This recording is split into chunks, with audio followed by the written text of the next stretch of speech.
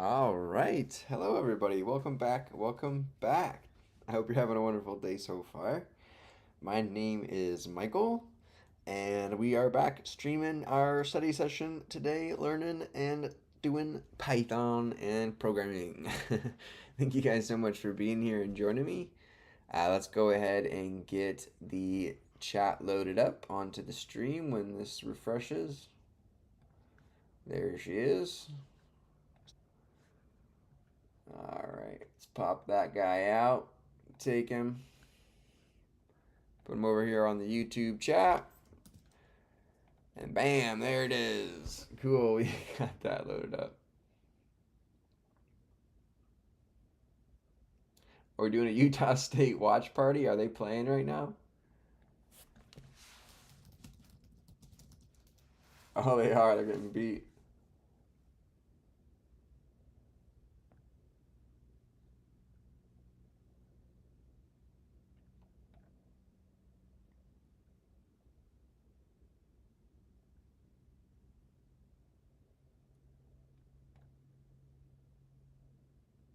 Oh. Could we actually watch it live? We'll keep that pulled up. All right, Utah State's getting beat. We'll keep that pulled up here. Yeah.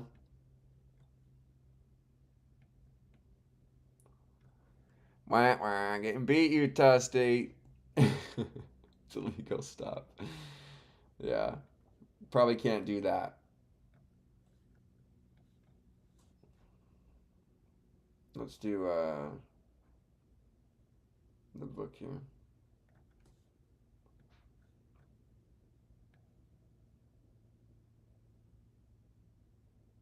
I don't know how I'm gonna do this.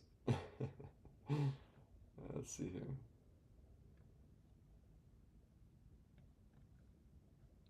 Bring this over.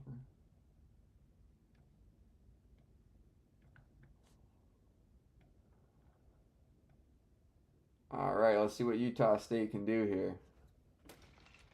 Oh, it's halftime. Gosh dang it.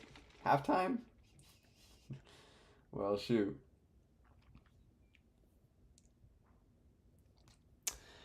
All right, welcome back in, everybody. I hope you're having a wonderful day so far. We are going to be learning and jumping back into some Python and computer science. Thank you truly for joining me tonight. If you are part of the early crew, go ahead and leave a like for the early crew. Thank you guys so much for being here. The usuals that hop in here at the start. It's always fun to have you guys. Let yourself be known in the chat. What are you studying tonight? What are your goals for your study tonight? What are you trying to accomplish? Are we just waiting to learn what we're learning here? Then that's cool too. All right, let's go ahead and get into this. Hey, Brian, welcome. Welcome back in. In this section, we developed two implementations of the hash table. One using separate chaining and the other using open addressing. So if you remember right, separate chaining is when you have a collision, you chain those elements within the same bucket, whether it be a linked list or in an array. Whereas with open addressing, if you have a collision, you relocate using some sort of rehashing mechanism to find the next available bucket per the pattern of the rehash. The rehash is dynamic so that you can continually rehash and rehash and rehash by some factor, usually exponential in some cases, to kind of mimic a polynomial, and you can have a but there's obviously side effects to these types of mechanisms because you get clumping going on in various per the mechanism that you try, right, on the rehash. While these approaches to collision resolution are quite different, there are a great many commonalities to the hashing algorithms. For that reason, we extend the map base class from code fragment 10.2 to define a new hash map base, right? So the map base class just kind of mimic Python dictionary, and so now we're going to start applying that to various specific kind of types here, right? C code fragment 10.4. I had some Panda Express for dinner, you guys, so I'm full here. My gosh, you gotta bear with me. Michael and Tim, how much is rent up in the Bay Area? Too dang much, let me tell you. Let me tell you. Too much. That's for sure for what you get. But rent in the Bay Area for a one-bedroom apartment. Well, it definitely really depends on location. Honestly, you kind of have these micro areas with different pricing. So, what area you're looking at? East Bay? Are you looking at the city? Are you looking at South Bay? Are you looking at Berkeley, Oakland area? Where exactly? Because it really, really depends. Some more information is kind of needed. Why is my connection dropping out? I'm losing frames here, you guys. Come on. Connection's really spotty. 11, 15. Okay, now we're back up, but it's not very strong. It's just weird though. I'm like the only one. I'm the only one that uses my internet. I pay for it myself. Right? Okay, I think we're okay. I'm looking for a place for better rent. LA, but I guess anywhere in California, but I prefer LA too. Well, honestly, like a one bedroom apartment is gonna range on the low end. Honestly, that's pretty rare. I'd say about for something really small, 1800. That's gonna be pretty rare, just because honestly now it's more likely into the right around the 2K mark, 2.1 for some place that only has a general heat furnace, not central heating or cooling. Nothing in the bay has AC. Pretty much, it's really annoying. Um, uh, but then if you want to live in something nice, like a nice one bedroom that has the safety aspects and locations, and then you're gonna be looking like the 2.5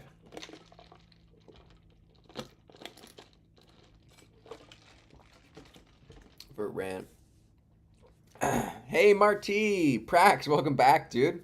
Algorithms. It's awesome to hear from you again, dude. Welcome back in. If you guys are part of the early crew, leave a thumbs up, quick, quick, quick. Let's get the YouTube algorithm picking us up here and get some new people and new folks flowing on in here. We love to have these new opinions and perspectives. It's awesome to meet you guys. Okay, let's keep on rolling here. the The main design elements of the hash map base class are the bucket array is represented as a Python list named self underscore table with all entries initialized to none. Okay, the bucket array is a Python list named table with all entries initialized to none. We maintain an instance self underscore n that represents the number of distinct elements that are currently stored in the hash table. Okay, so smaller n is of this object hash base map, right? Small underscore n. The underscore in front just means it's inaccessible to the public, but it just represents that, like in general, n, the number of items or data points.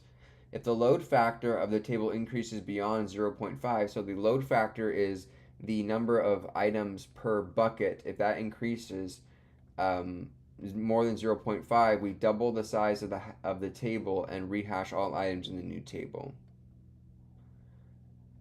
We define a hash function utility method that relies on Python's built-in hash function to produce hash codes for keys and a randomized multiply, add, and divide formula for the compression function.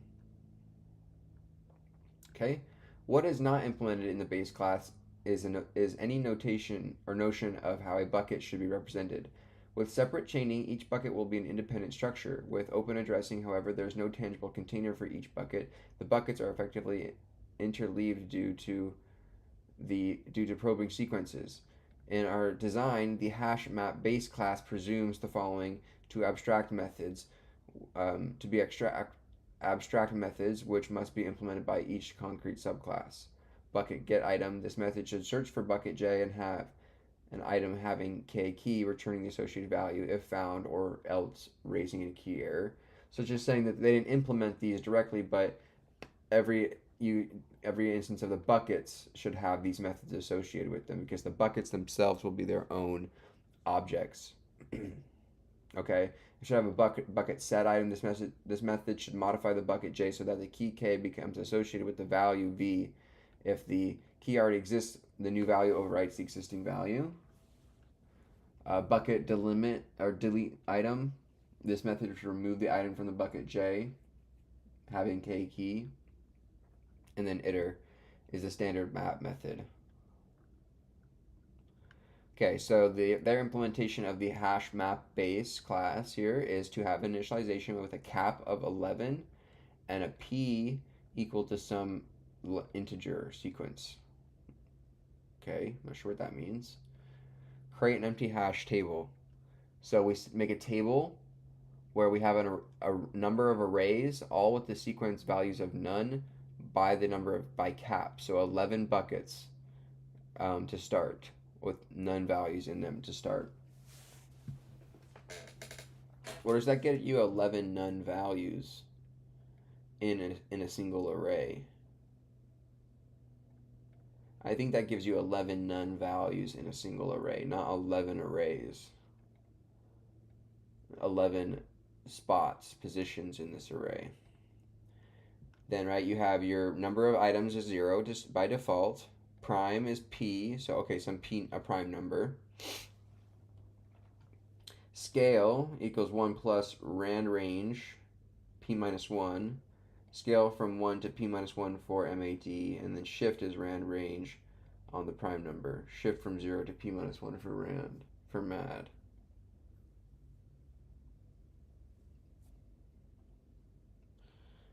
Okay, so the hash function, right, returns. So remember, the hash function is what gives you back a large scale number, and then you have a compression function which maps that large hash function number into a applicable bucket range between 0 and your size of your array, or in this case, cap. So the hash function will, you hash on the key times the scale plus the shift, and then you modulo the prime number and modulo the length of the current table. Length is return the number of items, so n. So why didn't they just say n here?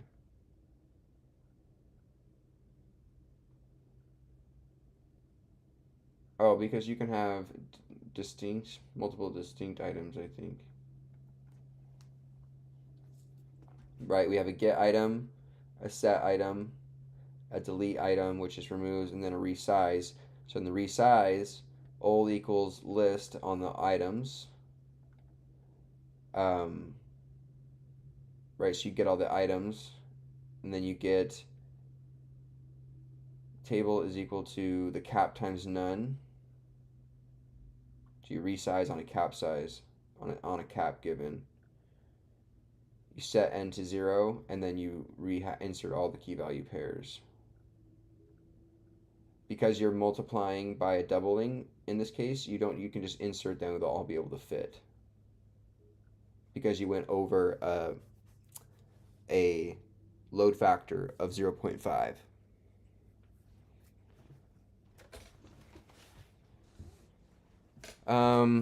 Anyone in here work as a programmer? I have a few questions about the job department. Yeah, me too. How do we get jobs in that? And how do you do it? Yeah, that's funny. Hey, Wing Hong, welcome in today, dude. How's it going? We got the whole gang back together. What are you guys studying tonight? Thanks for being here, you guys.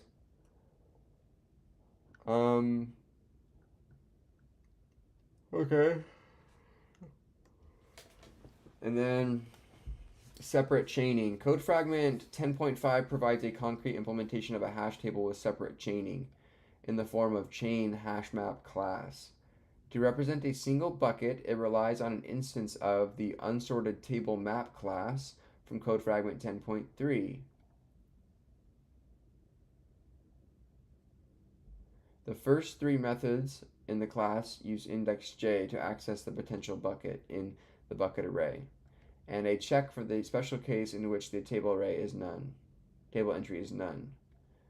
The only time we need a new bucket structure is when the under bucket underscore set item underscore under bucket under set item is called an otherwise empty slot on an otherwise empty slot.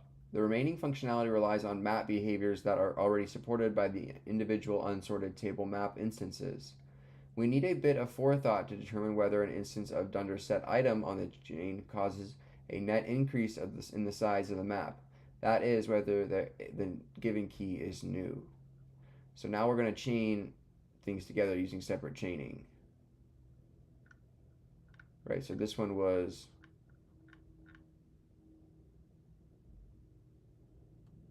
so we're looking at separate chaining and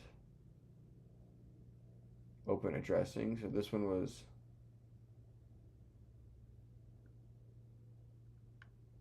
the general class. Now we're looking at separate chaining.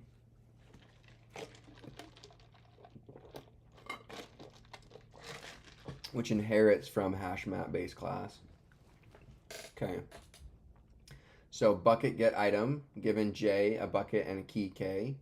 Bucket is equal to self.table index j. If bucket is none, raise key error, else return bucket index key. Right? Bucket set item now on the given a bucket a key and a value. If the bucket table j is none, then self under the table j equals unsorted table map. We make a new bucket on that into the table. Old size is the length of the table at index j.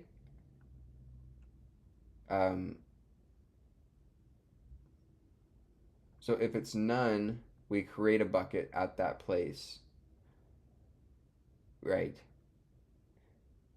And then we get an old size,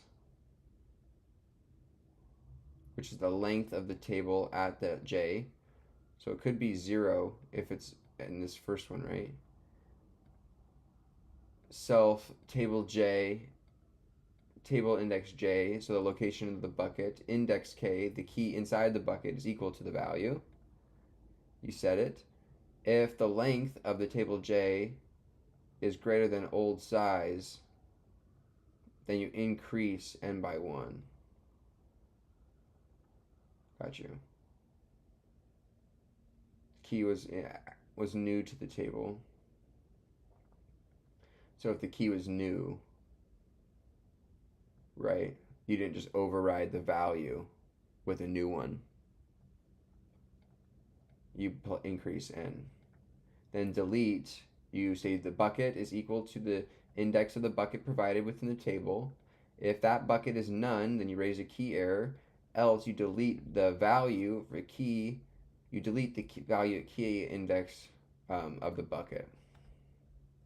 And then iter for every bucket in self.table if bucket is not none. For key and bucket yield the key. Right, so this will do the looping on for loops.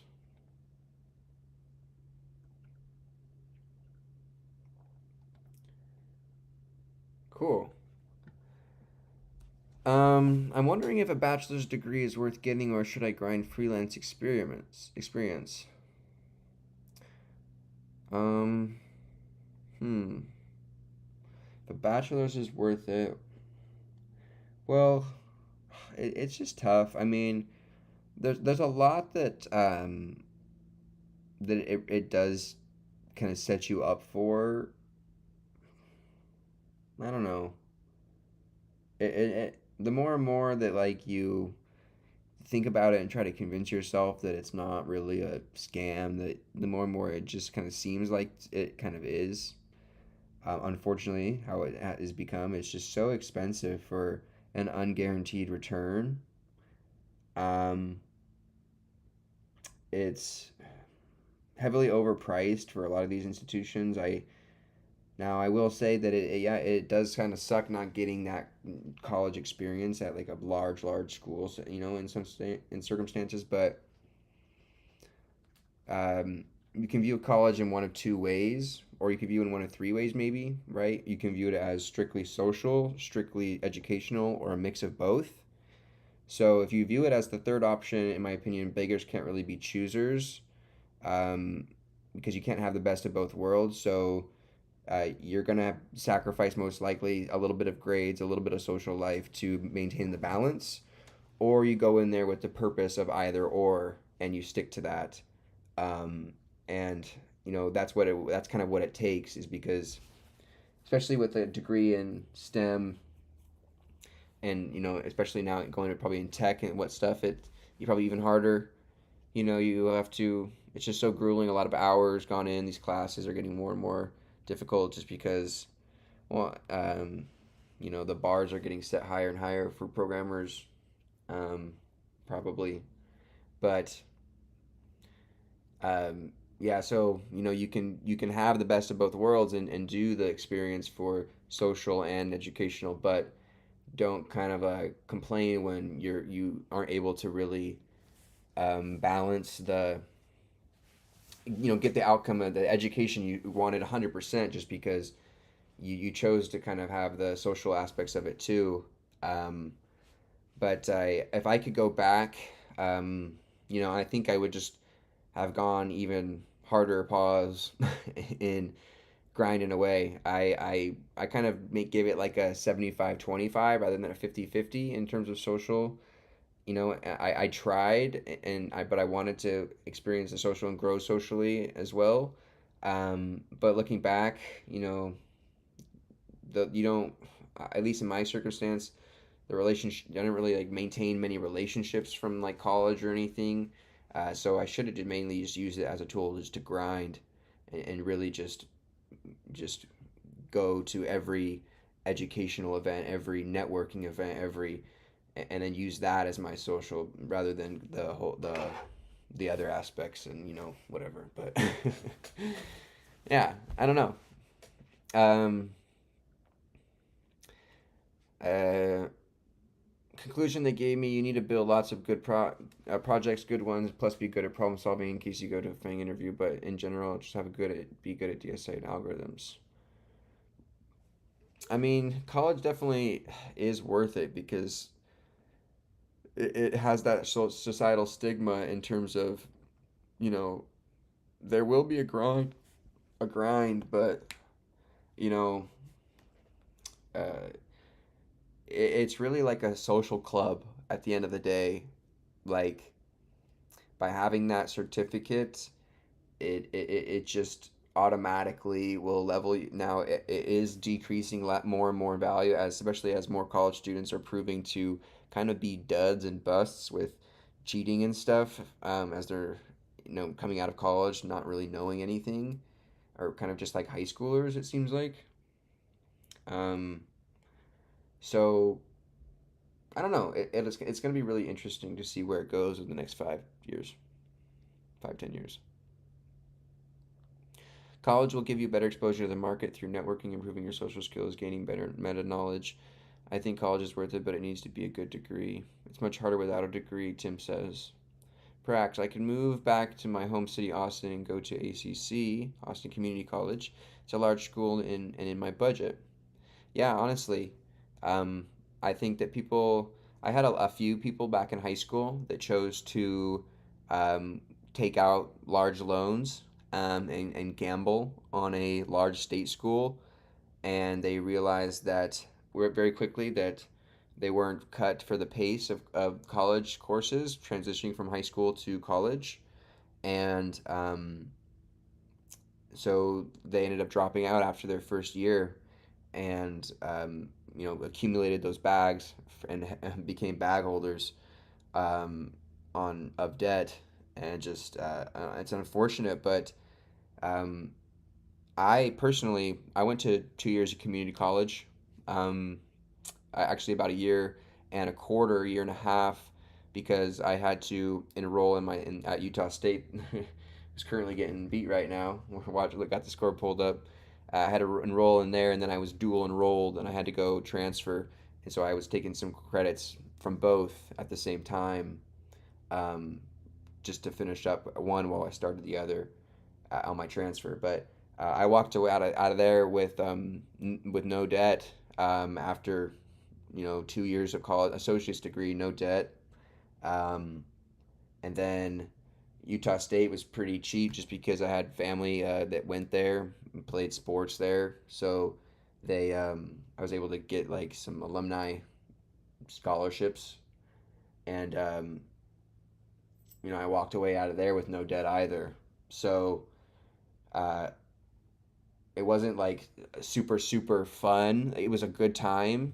It was a fun experience, but there wasn't like something to do every single day. I had to be creative and do stuff on my own. So I learned how to rock climb. I went rock climbing a lot on like, live what routes and walls in the canyons, and I did a lot of outdoor stuff back then. A lot more stuff. Um, I grew so much in college in all aspects. Yeah, and a lot of part about college too, in my opinion, is just growing up. You kind of pay to grow up. Um, But, sometimes in today's modern era, do you want to grow up so fast? I don't know. That's another question. He says, we got a good conversation going, so I'm going to keep going here. Sorry if you're looking for the reading. This is probably a lot of people experiencing and feeling this way about school and stuff coming up. We got a lot of people in high school and stuff still that come into the chat, so my mom has a friend who lied and said he was in pursuit of a 4 year degree, but he lied and started his own tech company after hopping jobs and telling them that he's a millionaire now. I'm looking at college with the connections and hackathons. Getting my social and talking skills up is a big thing for me too. Yeah, I'm not trying to flex or nothing, but it's not a flex at all. I personally I've never really had a difficulty of being able to communicate and talk like in front of people and just kind of ramble.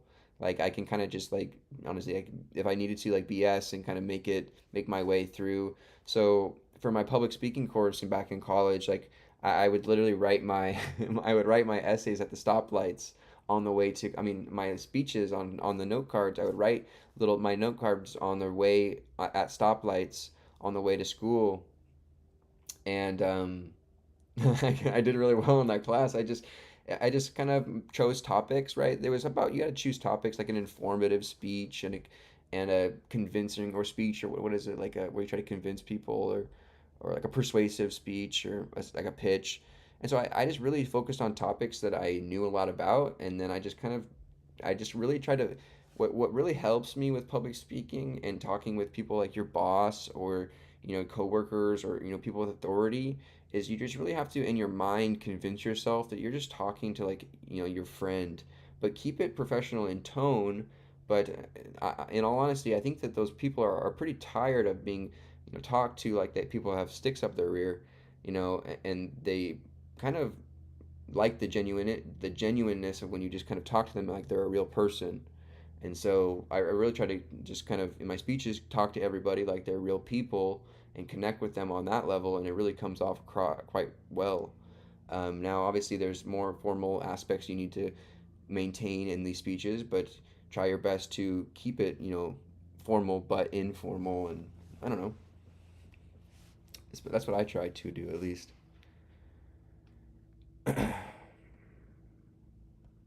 I'm looking at College Connection. Yeah, I started that. Yeah, Prax, exactly. Those stories are like one in a million. Like I say on the channel, is when I was looking for kind of role models or people on YouTube to look up to, or in terms of coding and programming, a lot of the people I was looking at was like I was seeing stuff like, oh, I learned in 2 months and I got X job and was like became a quote a master or and it was just like it seems so fishy and so weird, and some of those might be true, and what we call those are just outliers, right? And you really have to avoid to Take the outliers are 100% going to happen, but you really have to distinguish that.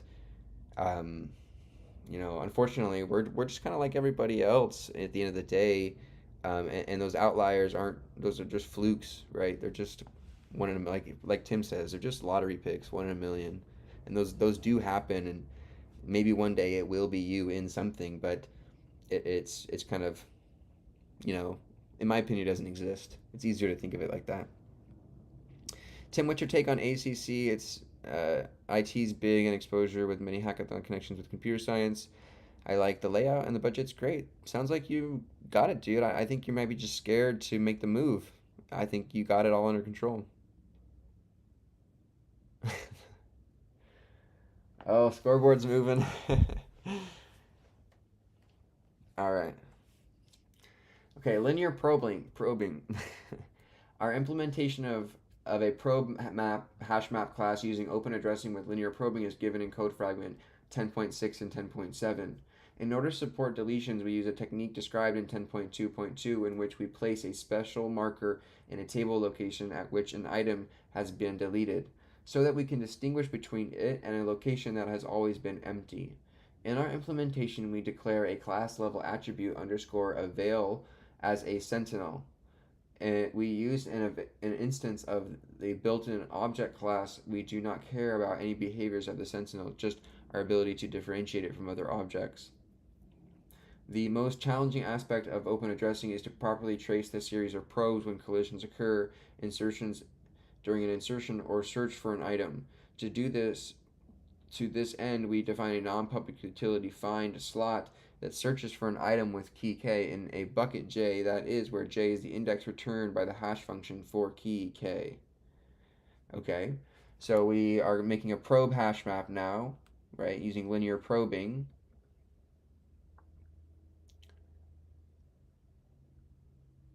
Right.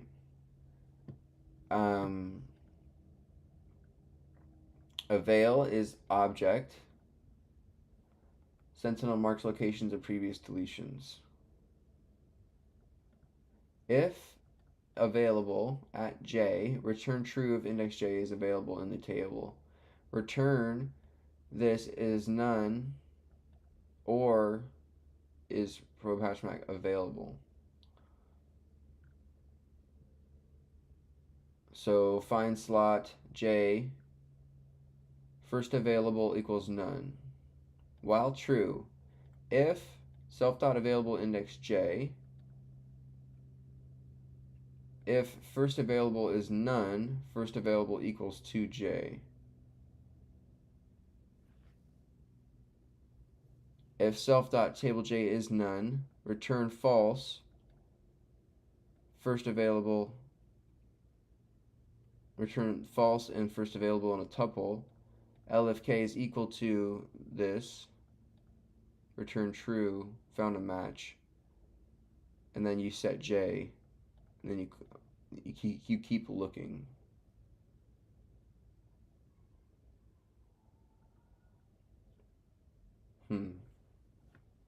Then we have get item, so found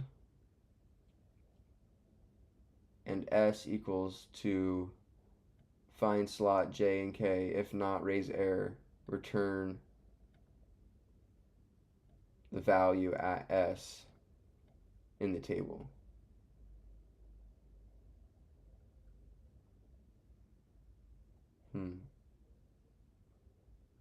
Bucket set item.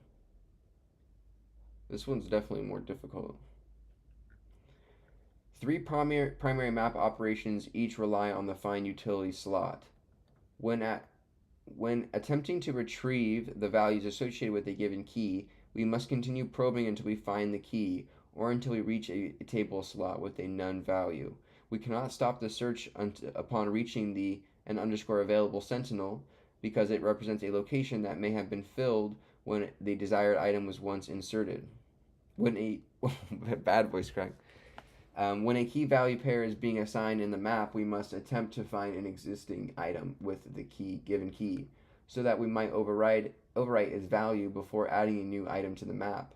Therefore, we must search beyond any occurrence of the underscore available sentinel when inserting. However, if no match is found, we prefer to repurpose the first slot marked with the available tag, if any, when placing the new item in the table. The find slot method enacts this logic, continuing the search until a true empty slot, but returning the index of the first available slot for an insertion. When deleting an existing item within the bucket delete item, we intentionally set the table entry to the available sentinel in accordance with our strategy. See you, Marty. Thanks for stopping in tonight. Appreciate you for coming in.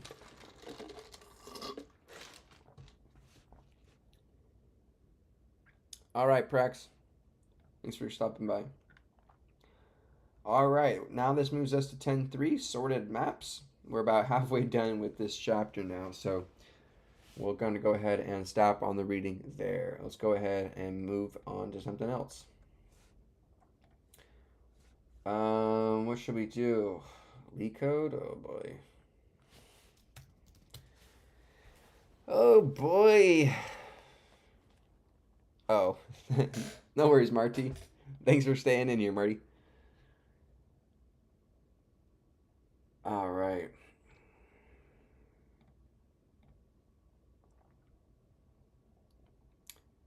Search insert position? What the heck is this? Given a sorted array of distinct numbers or integers and a target value, return the index if the target is found. If not, return the index where it would be if not, return the index where it would be if it were inserted in order. You must write an algorithm with O log n runtime.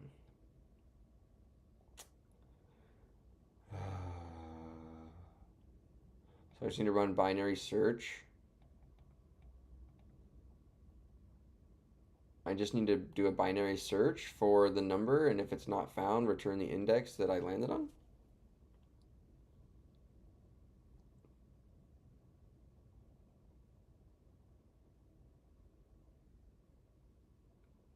Well, obviously I have to do something binary search related to get it to log in, right?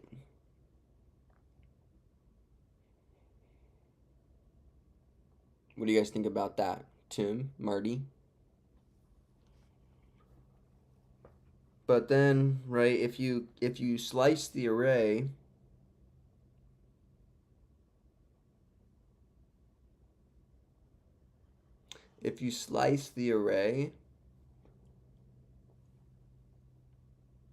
then you will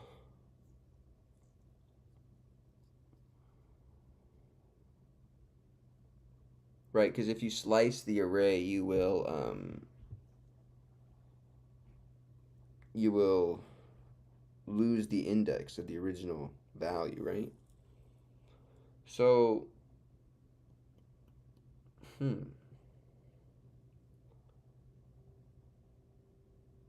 interesting. What do you guys think? Let's have a discussion here. Right, so target is 5, we output the index of 2. Target is 2, we output the index of 1 because that's where it would have been inserted.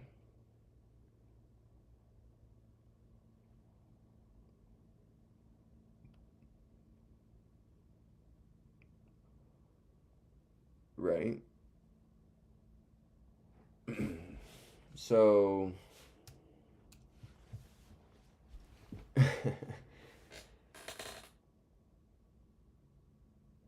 well, it's sorted.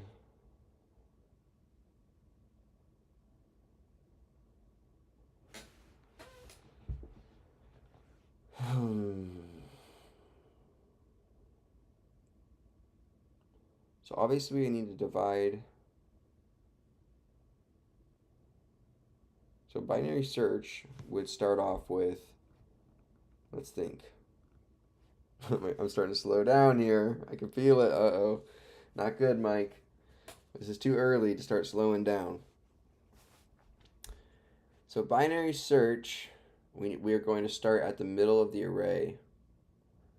And if that's the target, return the target. If it's not the target, we're going to say if it's less than, then we're going to split and go start to up to that point.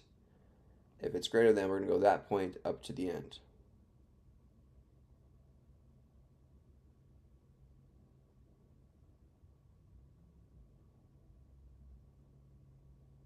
Right? So we say while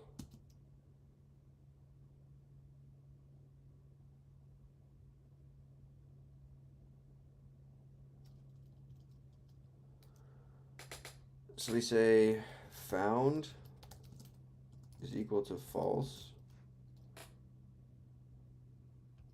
while not found or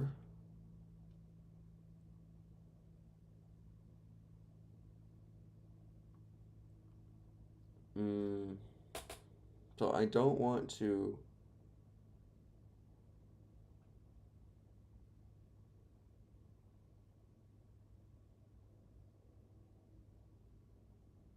so I can't basically I can't slice the array is what it's talking about, because if I slice the array I can't get back the original position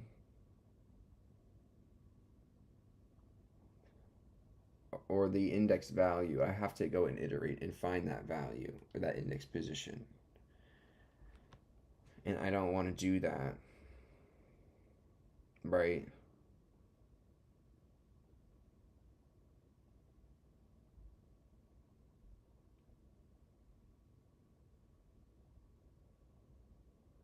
So actually, let's say while not found, middle is going to okay, so we'll say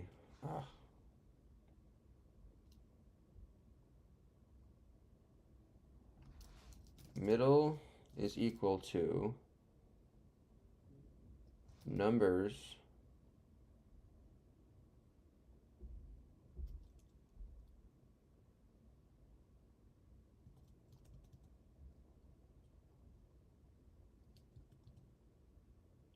so middle index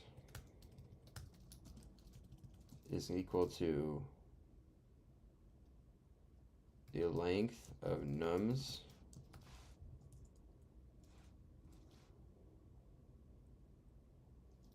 divided by 2. We'll floor that down. So the middle index is length of numbers divided by 2. So this will be 2 in this case. If it's 5, it'll be 2.5, which floors down to 2. Right?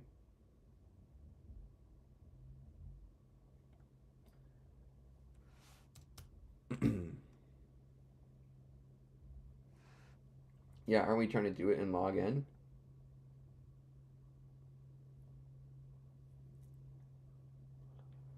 I'm trying to do like a binary search kind of thing. I don't know. I'm just kind of guessing. Just trying to try it and stuff. What do you think, Smoke and Noir? Okay, so middle index equals the length of numbers at this iteration divided by 2.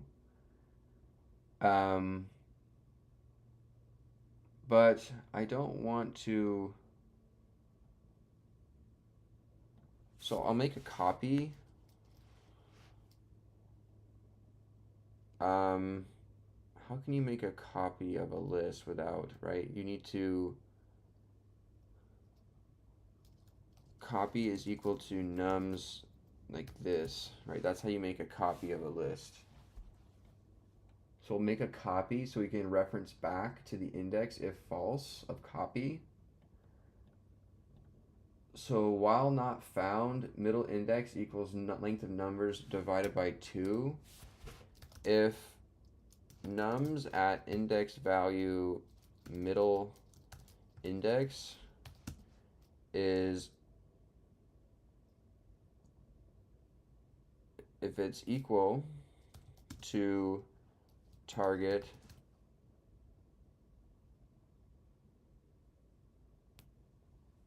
right, we're going to return the copy dot index of target,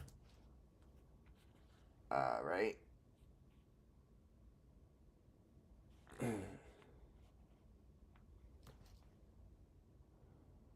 It's sorted.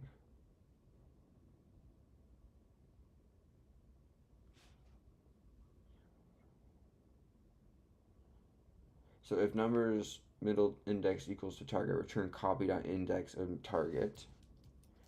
Elif nums middle index is less than target, then we're going to say nums is equal to nums index slice of up to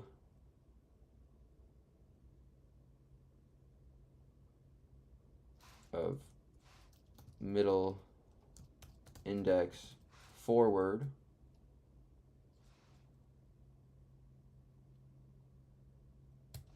right?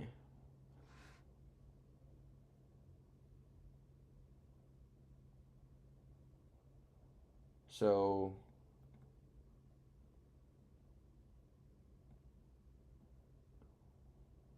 hold on. So right, return the if the number that the current if the value we're checking against our target is less than the target's greater, so we need to move towards the target forward. We're gonna go middle index towards it. Else nums equals nums middle index like that. And then so if you find your target, you return the index copy. If it's less than,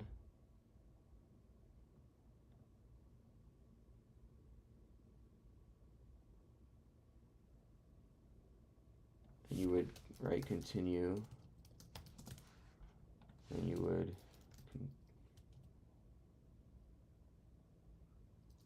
continue, right? This would return. So then how do we basically break out of, how do you determine if it's not there? So if you get through all of this, right, and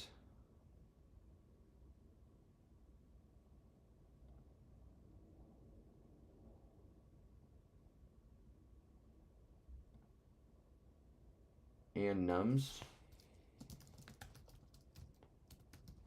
right? So if you get all through this, so if you don't, so then you would, so if you get through all of this and you don't find it, then you would just return, at this current point in time, numbers is empty.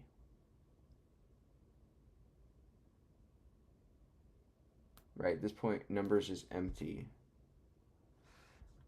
So we would need to say numbers, we would divide it by 2. So we need to basically stop and say if nums is greater than, right? You don't want to divide on 1. You want to just check. So if numbers is greater than 1, then go ahead and do all this.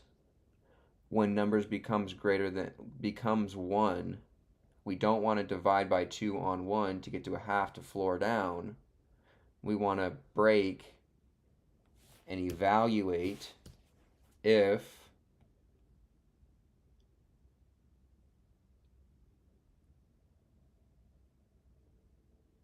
so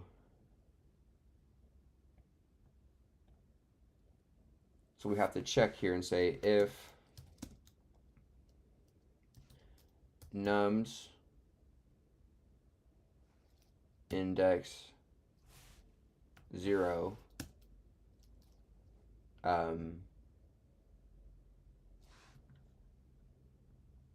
so we'll say nums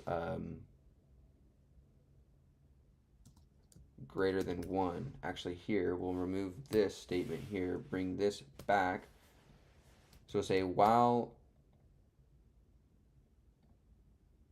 nums is greater than 1, we're going to take a middle index. If numbers at that middle index is equal to our target value, then we'll return copy dot index of that target value. Elif, right? If that doesn't go through, if the current middle number we're checking against the target is less than, we're going to need to check greater values. So we're going to make our numbers go to middle target forward.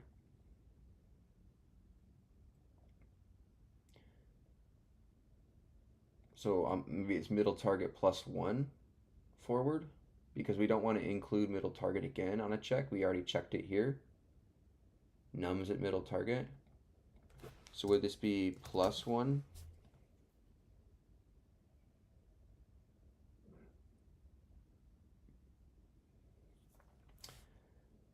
Else go start up to middle index to not include it.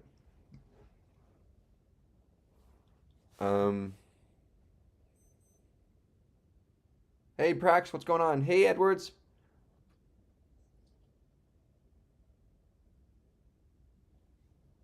Well,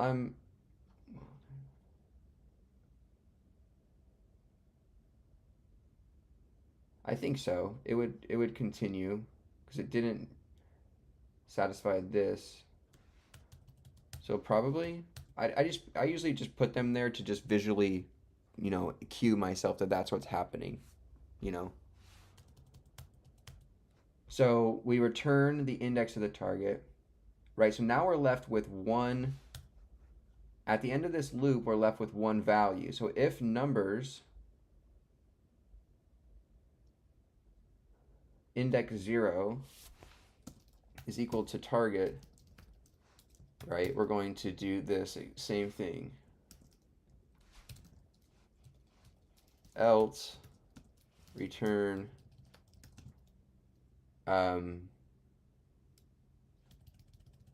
else return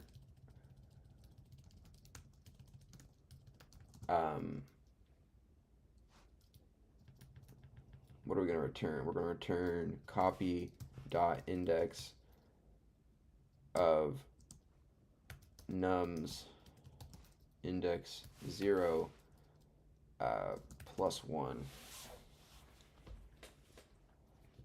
like that.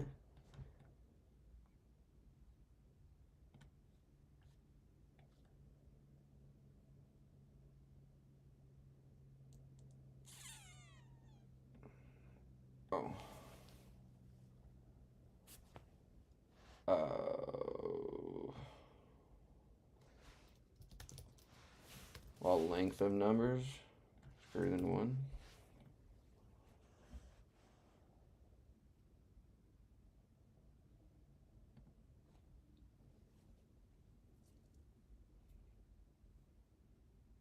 Infinite loop.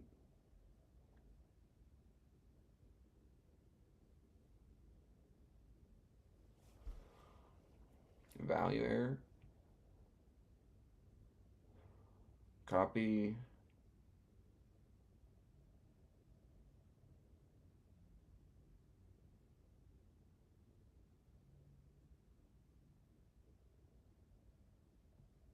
Oh.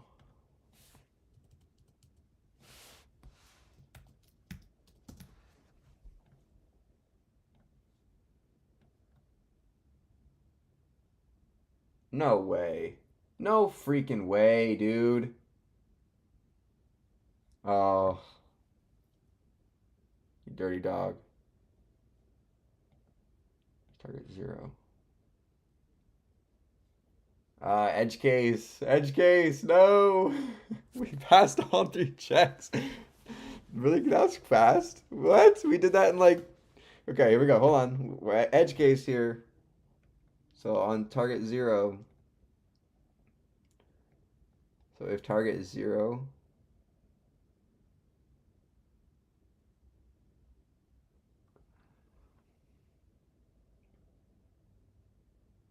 so this returned 1.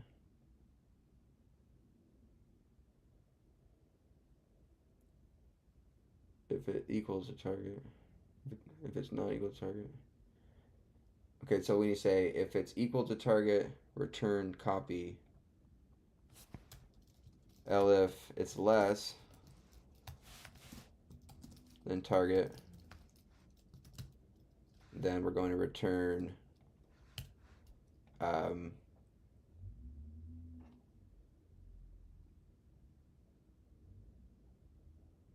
+1. So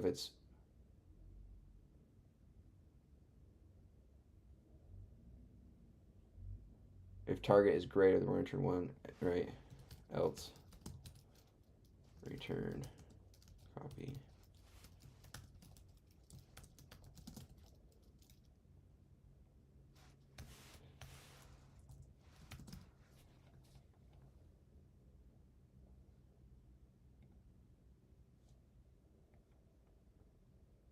So let's add a case here. Use test case.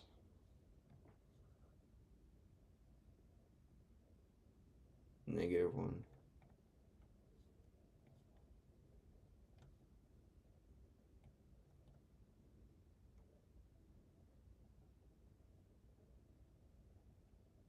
If it's less, it should be inserted at that position. So if the value that's left in the array is equal to the target, return the target value. If the value left in the array is less than the target, we need to return 1 greater. If it's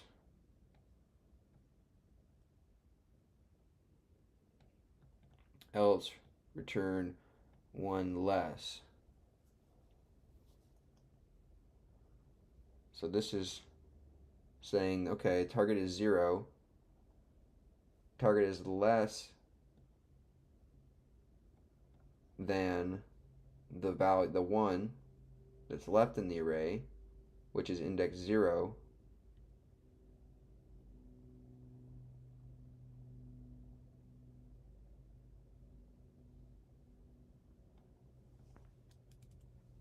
So what will that won't pass it? Why will that pass it? Oh, I didn't mean to submit there. Whoops. Whoops. That does pass it. But I don't think that's right.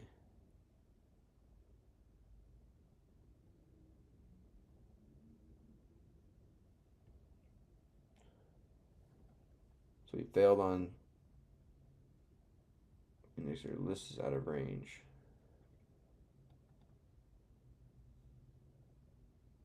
So we split, got 1 value, which was 3. So this is length of 2, middle index is 1. 2 divided by 2 is 1, so the 3. It evaluated, it would say, okay, so we don't want to go +1. We want to keep the middle index because we want to keep that evaluation.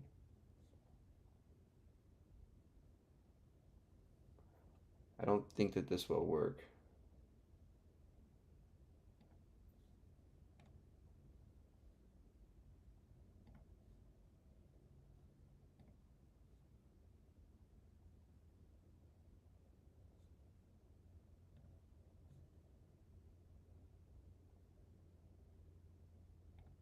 Okay, that passed now.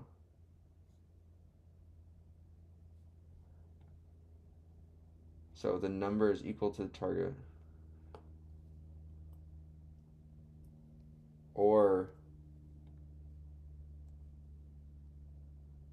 we can trim this up and say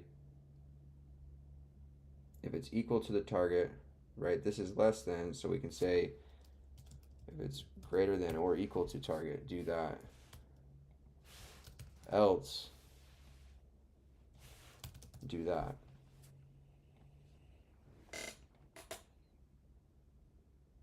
No.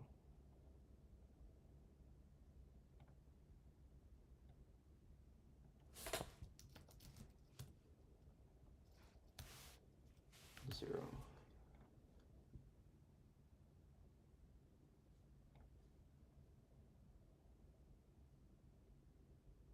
Yes! Woo! Fastest one yet, baby. That was quick. Let's go. Look at that, you guys. Woo! I'm like glowing right now. I'm like, cheese. Woo! Dude. Oh, we got binary search down. Binary search down.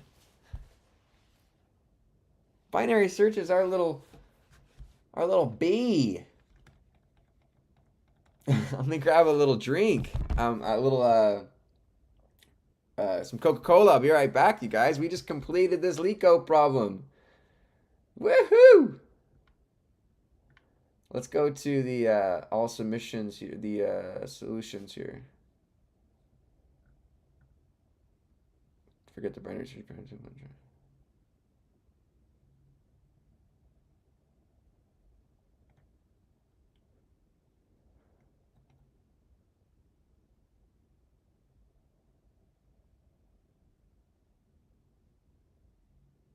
Oh, so you can do it left and right pointer.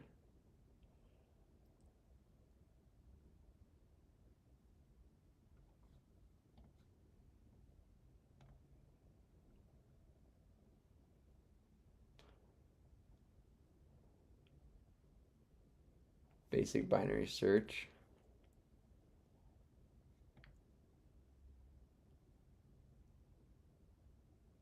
Haha. So how did they get the original index back?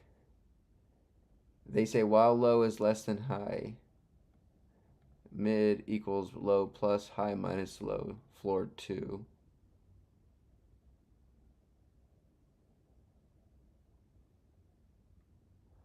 Oh, so they use custom values and then use this formula to compute middle rather than slice, and then they increment these forward and backward rather than adjusting their list. So they're technically a little bit better than me here because I'm taking a copy, an O of n copy here in memory while they're free of memory copies. Huh. That's an interesting approach. So they used pointer values or tracker values, pointers, right, to track the indexes themselves rather than using slicing the list. I made a copy of the list up front and used index to find that.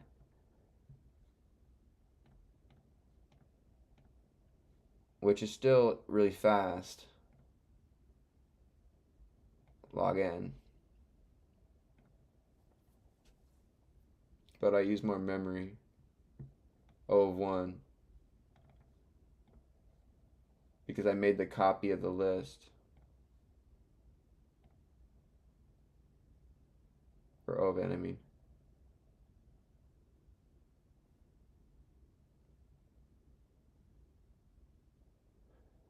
What you mean, Marty?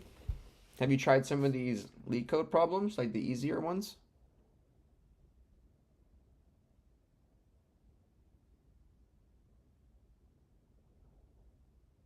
Mid equals low plus high minus low divided by 2 is to prevent integer overflow. In other words, it's the same as mid equals low plus high divided by floored by 2. Well, yeah, wouldn't your lows cancel out? You're subtracting low from high. Oh, but then you're flooring that and then adding low back to it. Oh, got you. So you have to go order of operations. You go low, high minus low. So in like let's say 5 minus 1 would be 4. Floored divided by 2, so that'd be 2 plus the low, which would be 1, which would give us the middle of 3 for an array of 1 to 5 for a low, 1 to 5. So 1, 2, 3, 4.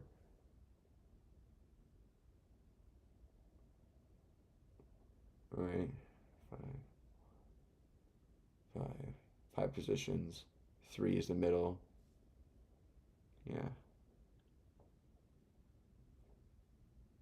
You've seen it a lot.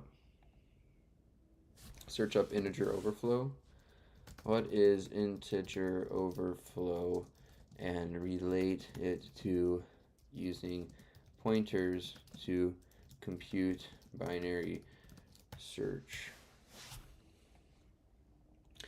Integer overflow occurs when an arithmetic operation results in values that exceed the storage capacity of the integer type used. For example, in a system using 32-bit signed integers, the maximum value is 2 to the power of 31 minus 1, or 1,147,483,647.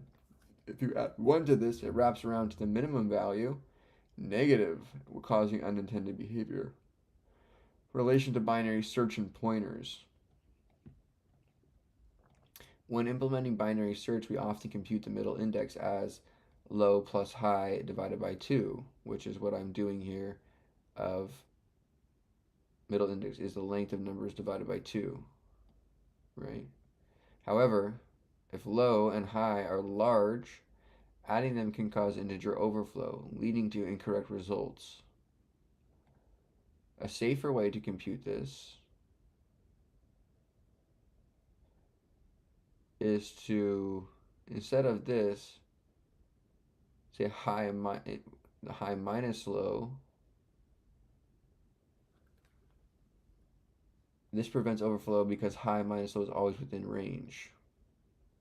If binary search is implemented with pointers, an overflow can lead to invalid memory access. If the computed index is out of bounds, the pointer dereferences an unintended memory location. So an index error, right, in Python, but a memory or a index overflow in C and stuff. Okay, cool. Nice. That was a good solve one. Leet code today keeps doctor away, boys. Nice. We solved that one. Got you there, Tim. No struggle today. Feels good. Feels good. So we completed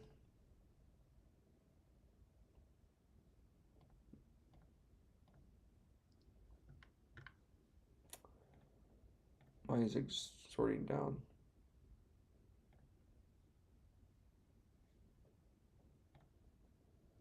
There you go. So we've completed quite a few here. We've completed 1, 2, 3, 4, 5, 6, 7, 8, 9, 10, 11 up front. 18 total easies too. We've completed 20 total LeetCode problems. Woo, that was number 20. So we'll just keep on going here, I guess. Like every day, do 1 or 2 and keep on trucking. But I'm going to shift focus over to the Small Business Manager project for right now and get some work on that. We didn't get too much on it yesterday. We did get a lot done, but I want to get some more done on it. Oh boy. Utah State's losing. They're about to get kicked out of the tournament. No! My alma mater. L's in chat for Utah State. Taking a 20-point loss here, 19-point loss against UCLA. Oof. Going to the big show. Their title chases are over. Okay, let's move on to the small business manager. Our tried and true.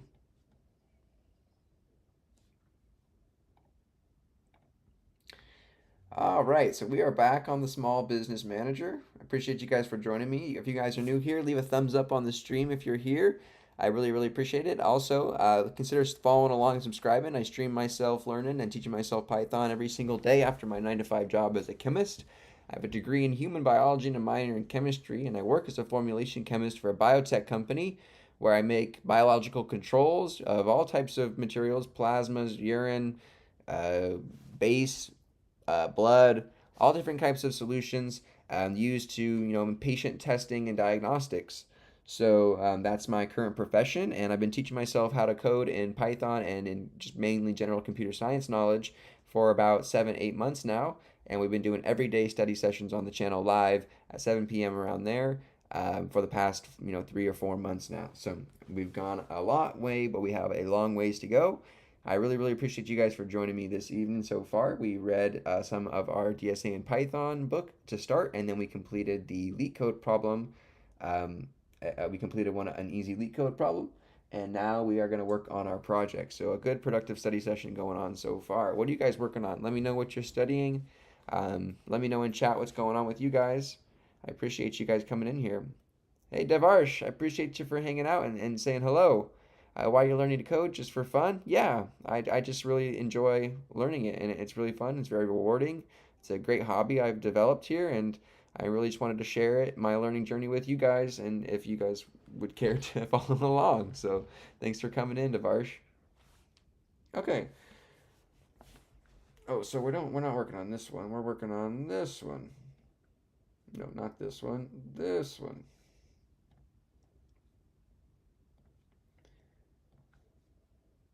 All right, so this is the small business manager, right? Um, so far, we've got a pretty good working program. Not working, but structure bare bones going on right now. This is what we've been able to code up live on the stream. So far, we have our matrix section all lined up, our add item, and then we're going to have an item search here. And I've decided, I know exactly how we're going to implement this, and I've kind of styled it in my mind how I want it. And so we are going to go ahead and um, get that going here. So let's go ahead and um,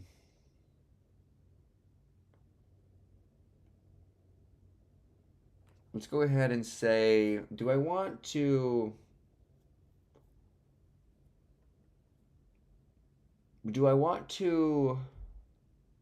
because it's kind of a lot of space.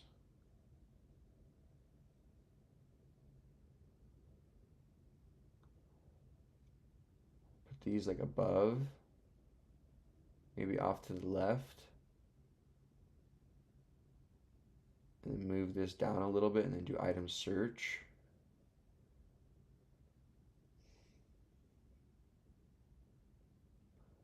Right, because in our current program, our terminal-based program, what is a working tree? Right, inventory has add item, find, and then view. We're already doing a view naturally. A find will be so that's all we need really, right? So let's implement that. Let's implement that. So this is our matrix.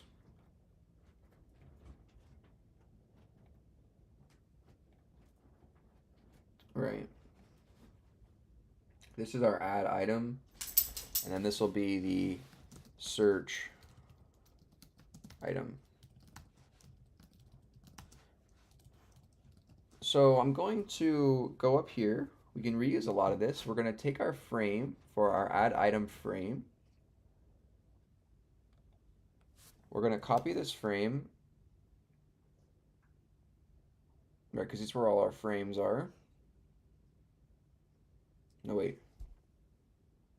We have a search item frame here already. So we already have the frame set up. I want to copy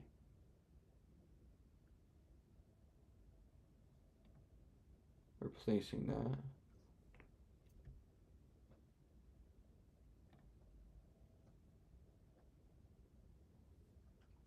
Okay, so let me get my bearings here, you guys. Thank you for bearing with me here. Let me get my bearings.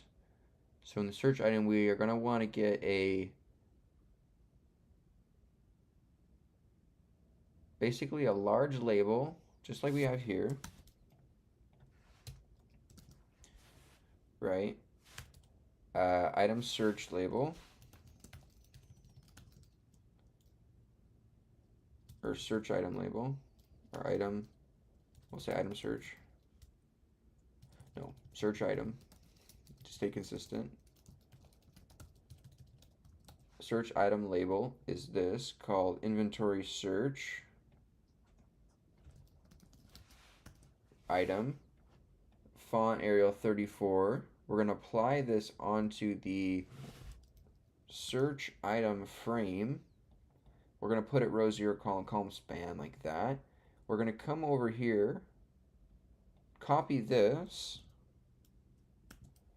the search item frame, come down here, paste that right there, and then apply this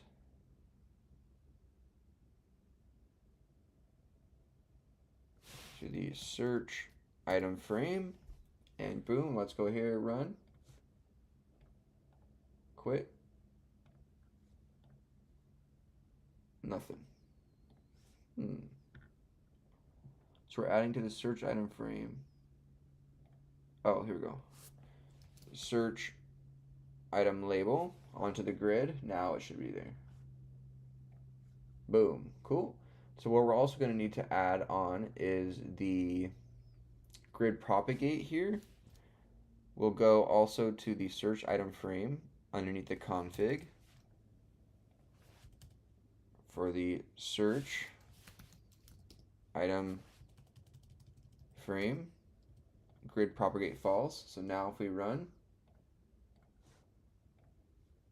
now that frame stays as is. And then we need to, we have row configure. Sorry, this should be column configure, not row configure, for the search item frame. Column configure, because we're spanning 2 and we're giving this 2 columns. So now if we run outby, boom, now it's in the middle. So then what we can do is also give this some extra padding in the search item frame. So we'll come here in the config and give this a padding of, let's give it a padding equal to 35. We want it to be bigger than the other one, because we don't need as much information here. So item search.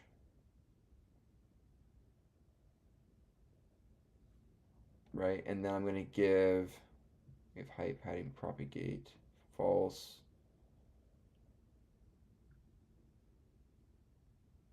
I'm going to give, I have word, where is it, word wrap? Right there.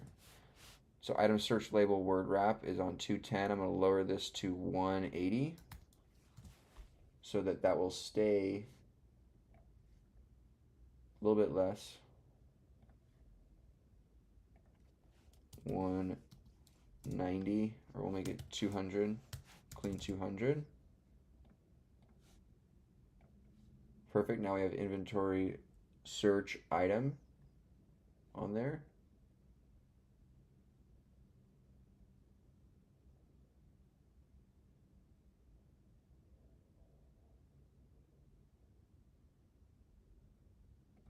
It's fine. Hey, Magnet, what's going on, dude? No worries. How's it going? What have you been working on? We're just working on our project here. It's coming along quite nicely for this menu so far. And so what we're gonna do is we're gonna add a drop down widget and then a 1 second, you guys. I'm getting a phone call. Give me 1 second.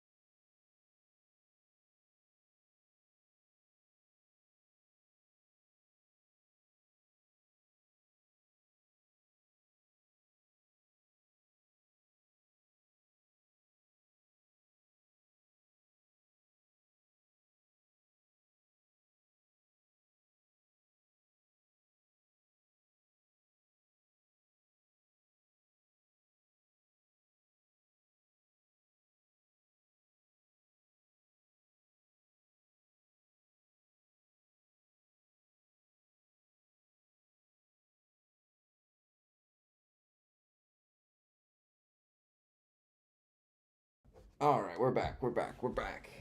Okay, so now we want to add back on. We want to keep the button, right? Keep the button. We're gonna put this on row.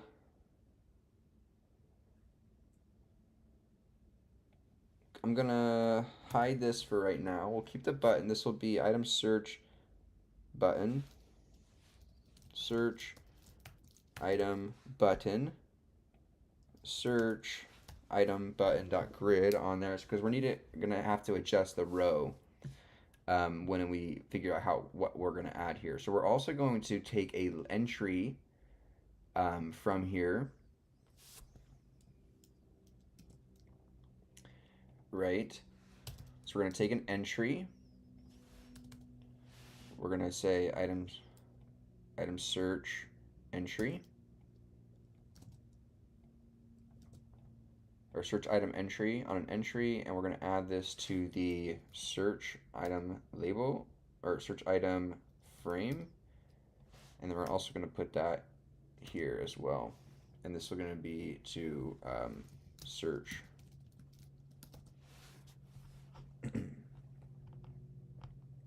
I know, Outlaw Delta, we're really like moving here. Honestly, I'm kind of have a little bit of imposter syndrome. It doesn't feel like I'm moving or progressing or anything, but in the grand scheme of things, we're fluently working and calling to Kinter widgets now and functions and methods and plotting and organizing and debugging and knowing what's going on with our placements. So like it is quite a long ways from where we were just a week ago. We didn't know any of this. So like it's perspectives on stuff. Thanks so much, Outlaw, for coming in. It's awesome to hear from you, and thanks for the positive feedback.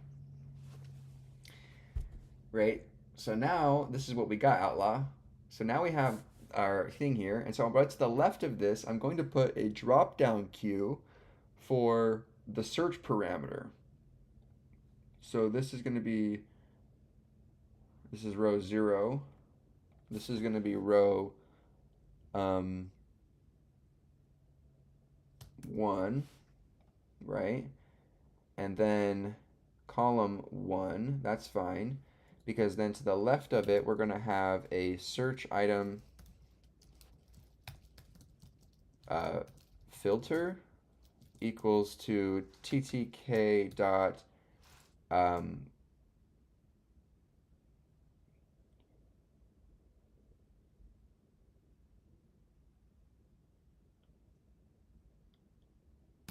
is it combo box? Show me a visual of the ttk dot combo box. Combon box. Okay, so that's what we want, is the combo box. We're going to add it to the search item frame. we're going to say search item filter is dot grid, and we're going to put this on row 1 in the same row as this entry, but we're going to span it in column 0, right?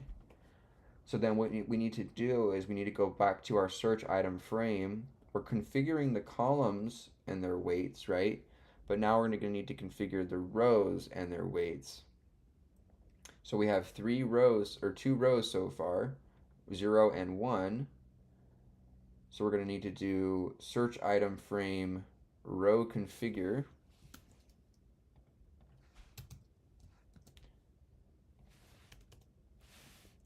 Right? 0 and 1, weight 1. This will be for the label, and this is for the entry header label, right? And so now if we run, boom, now we have a drop down here and our entry, right? From hello world to this, right? Exactly, right? It's crazy. So I'm going to give, and then we need to apply, we're going to need to put in another row configure here. Row 2 is where the button's going to be, and we'll give that an even weight, right? So this is going to be the item search entry, and this is going to be the item search button. This is where that's located. This is going to be the combo box, and this is going to be the entry box, the item search entry.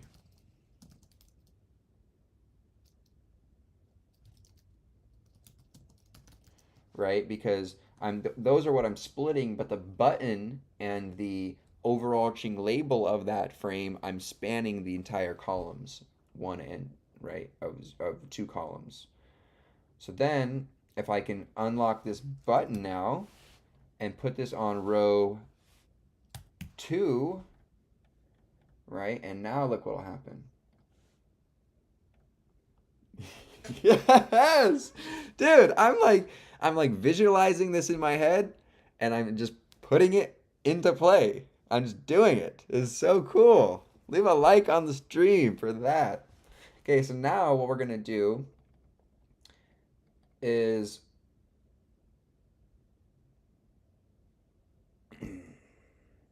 I'm going to give these a little bit of different weights. So the column for the search item frame column configure, the 0 I'm going to give a weight of 1. I'm going to give this a weight of 2, right? So now if we run, no, other way around. Whoops, sorry.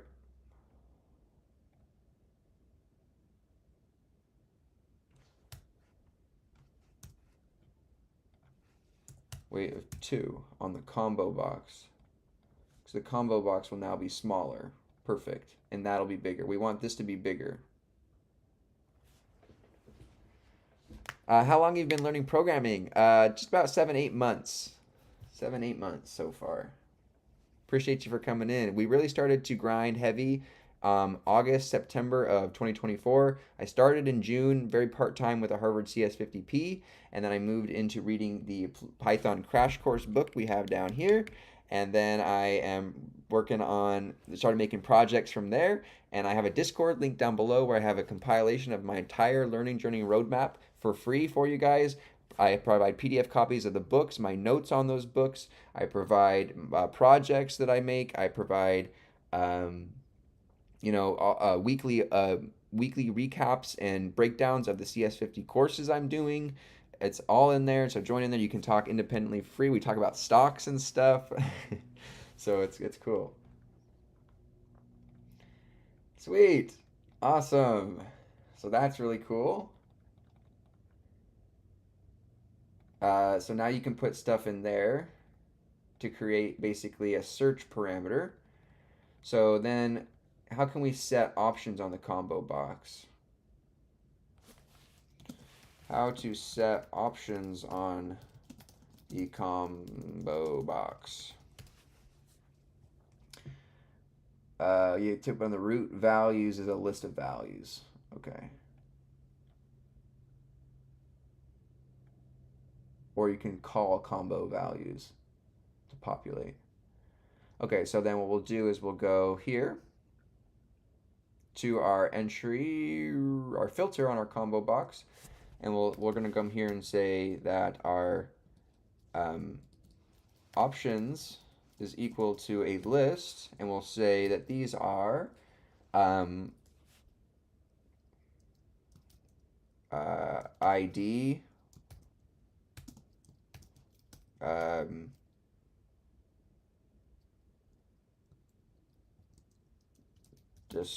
description, and we wanted to say date, right? ID, date, description. We'll say date, description, right? And then we'll give these options equal to options, right? And so now if we run, oh, oh,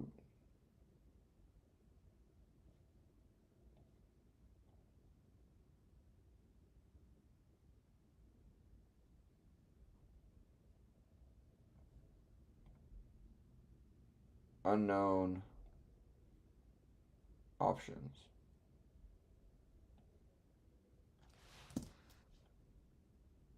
Oh, values.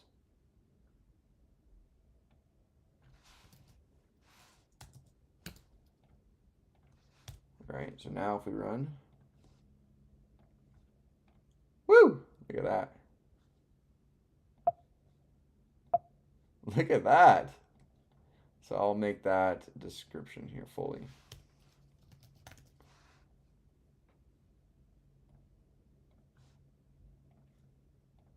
Yo, let's go.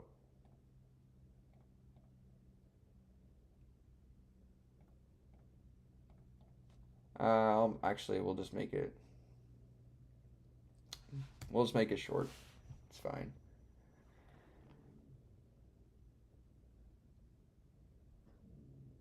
Own version of Jarvis, dude.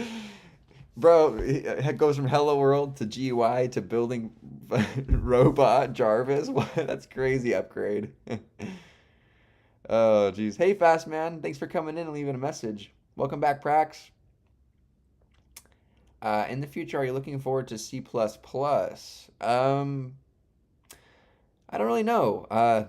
To be honest with you, I haven't yet found a reason to leave Python behind.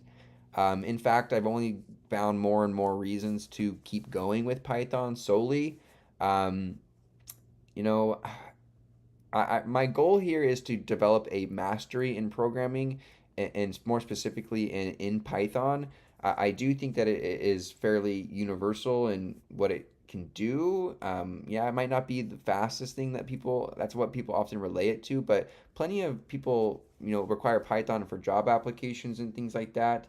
And plus, I want to really gain a actual mastery in a language and know all of its fundamentals down to its core, and I think that'll be much more vital in value than just dust or surface knowledge across many um, languages. Like I'm not trying to. I often use this analogy. I'm not trying to like collect all the gym badges um, of coding languages. I'm trying to just beat the Elite Four in from the jump. I don't know.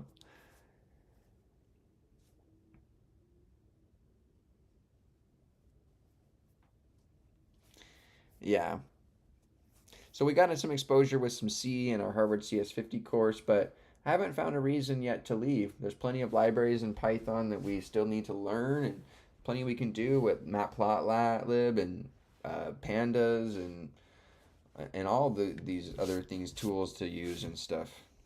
I'm not really interested in making into like the whole into gaming or anything like that. I'm mainly interested in the data and science and stuff, and so yeah, and making these little fun projects. I wish I had the discipline you have. You're really advanced for the amount of time you've been programming. Thanks, dude. That's really kind.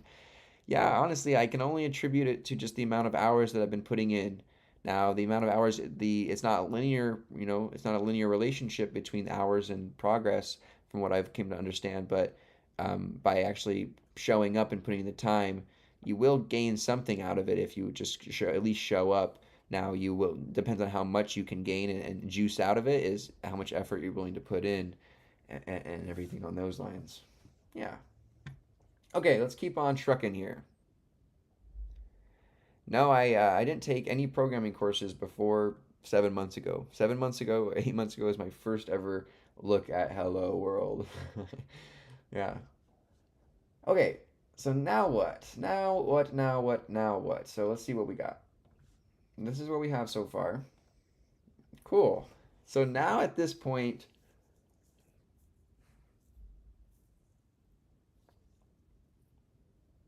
in time, we're ready to generate. We need to now generate the expenses database. Oh boy. ah, ah. Okay, so we need to generate the expenses database now. So let's go to our python.db file here, right?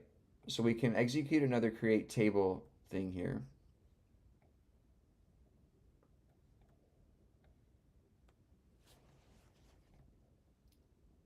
So let's copy this. Let's make the expense table. I'm keeping these for reference. Expenses table. Create table called expenses, right? ID is the primary integer. Date.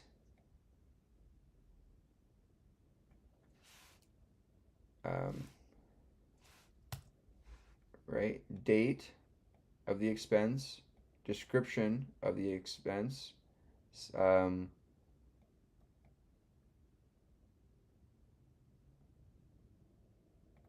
Size. We don't need a size. We need a cost of the expense.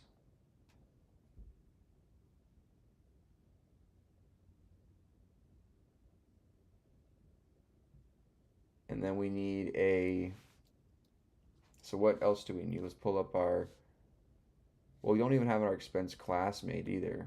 So should we write that really quick too?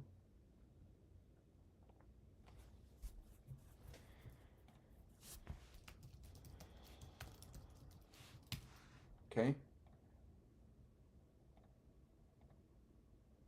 So we have class expense, right?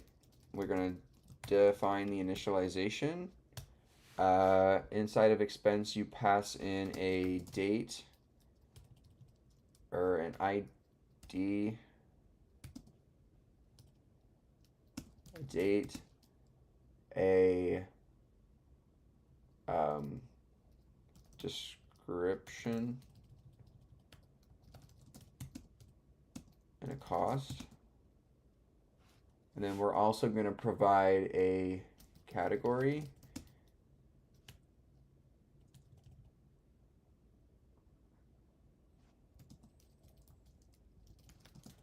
a method, and a note.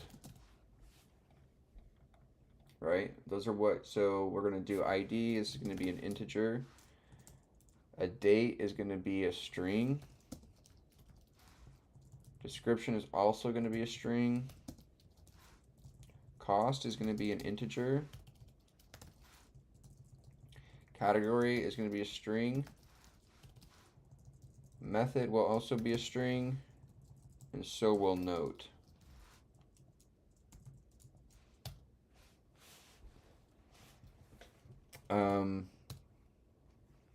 So then we're going to say self.id equals to id, self.date is equal to date,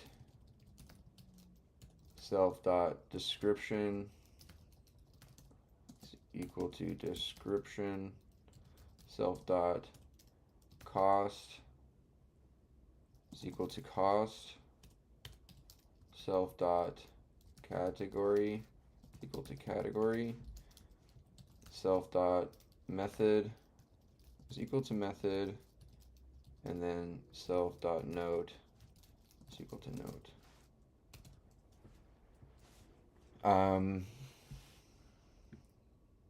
You don't have to provide a note, so by default this will equal none.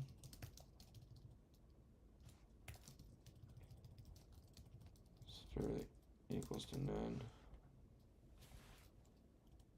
right? So the note can be none. You have to have a method, a category, a cost, a description, a date, and an ID, but you don't have to have a note.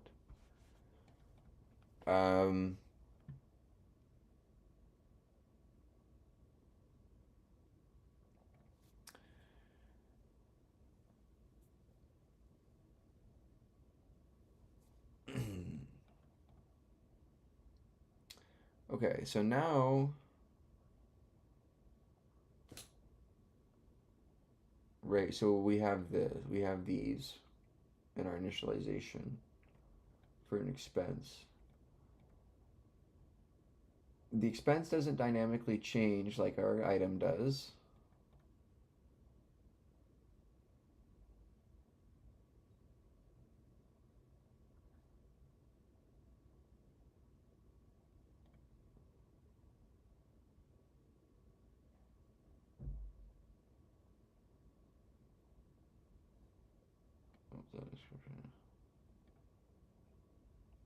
Okay, let's go like this.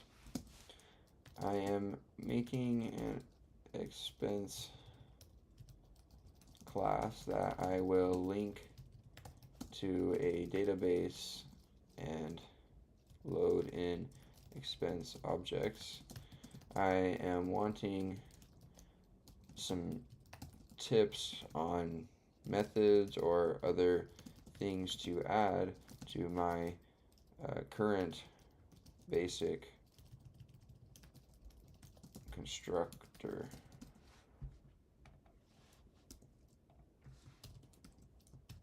Don't show me code. Here are some method ideas to improvements you might want to consider. Validation methods. Ensure attributes like date, cost, category meet expected formats constraints.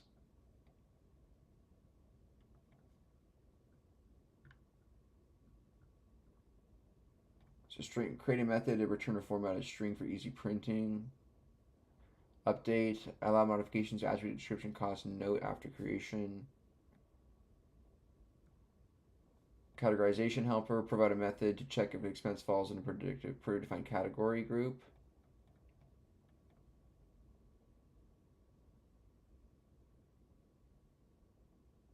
Persistence methods, add functions to save, update, delete expenses. Convert total calculation. Okay. This is okay for right now because we're not doing anything really crazy, right?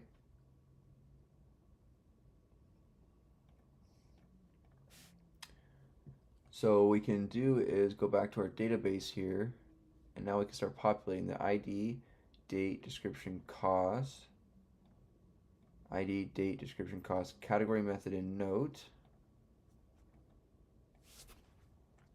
Category, method, and note. Right? So description is text, text, text, text.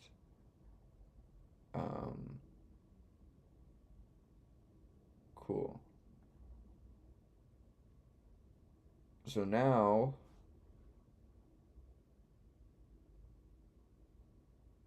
what we can do is unhighlight this or uncomment that, create table, ID, into primary key, connect into the database. We're creating this table here. So I load this up here. You can see I currently have inventory in there. Now if we run this,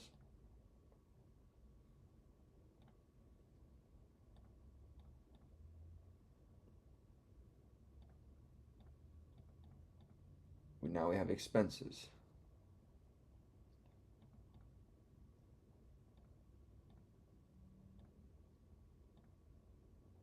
So we have ID, date, description, cost, category. Perfect.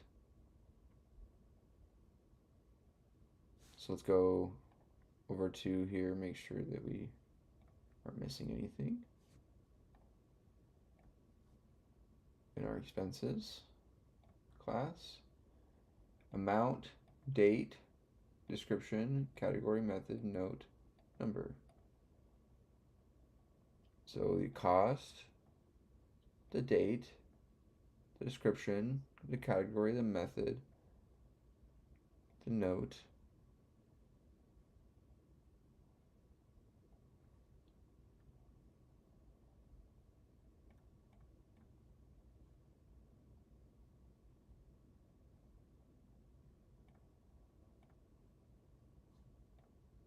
oh.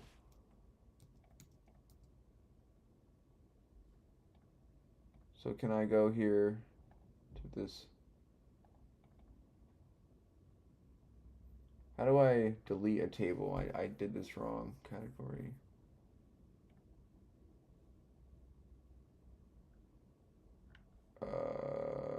Shoot. So let me go here. Let me comment this out. Let me go here. Go db.execute. How to remove a table in SQLite 3.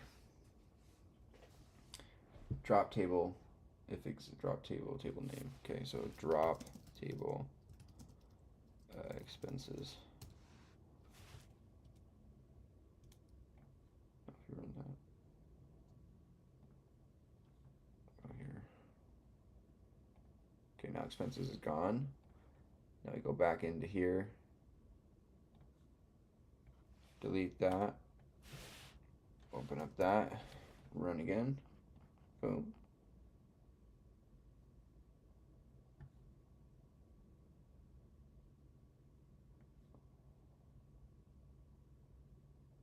Near there.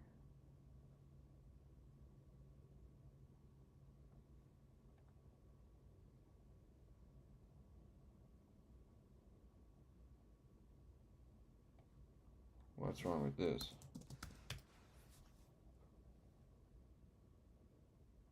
After the note. Okay, don't need that.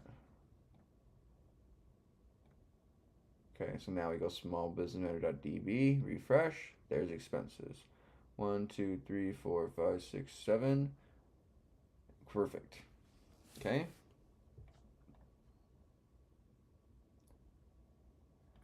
Perfect. So now what we can do is go back to our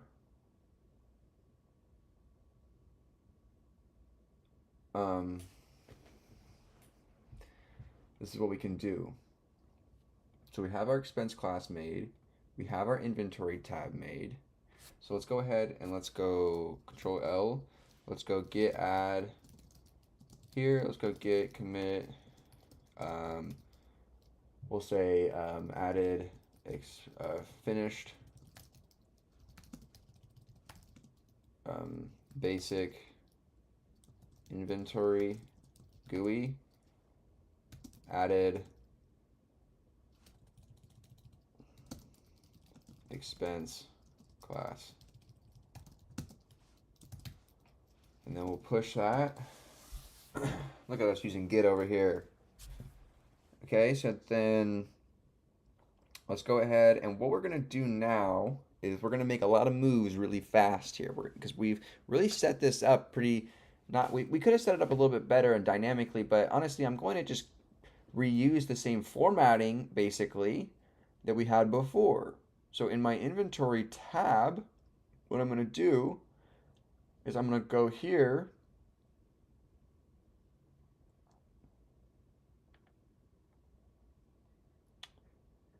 copy the frames of this tab into my expenses tab.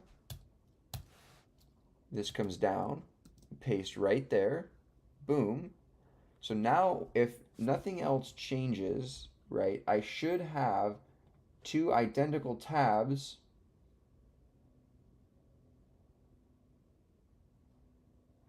Okay, so then we'll go, hold on, inventory tab, we need to take this guy here as well.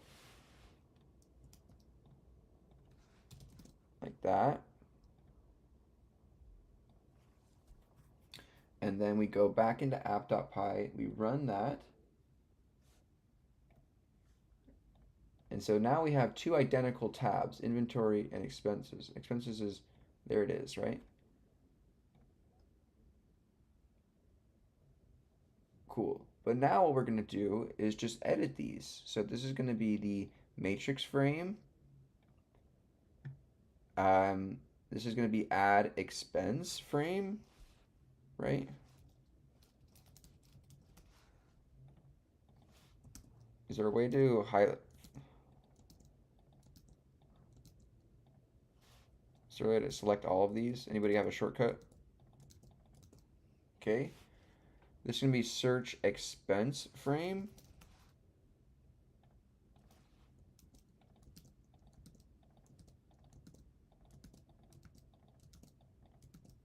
Okay. For heading, select all from expenses dot description, expense matrix tree, right?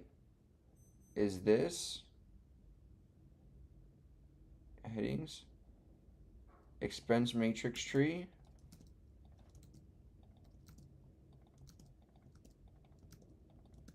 right? ID. So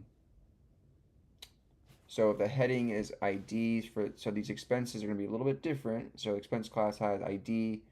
The date can be pretty small. So this is going to be date. Cost will also be in the medium.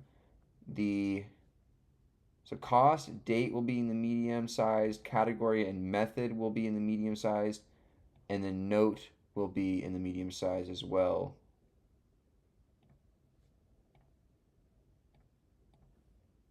So category,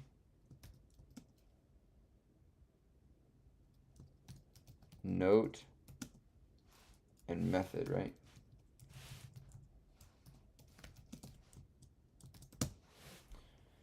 So 1, 2, so ID size isn't there. So ID 1, 2, 3, 4, 5, 6, 7.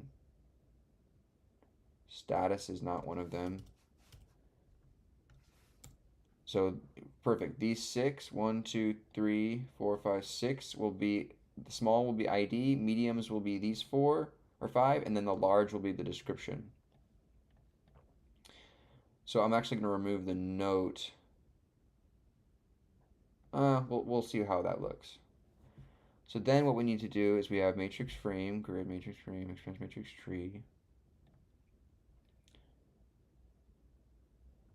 So add expense frame.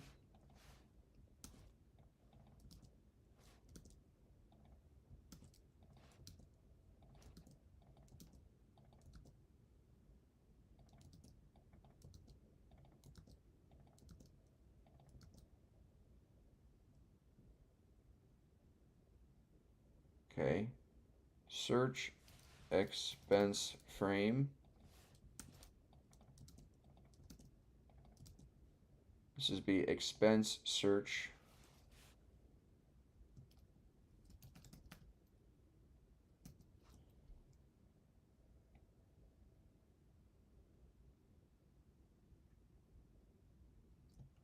Expense options, ID, date, or cost.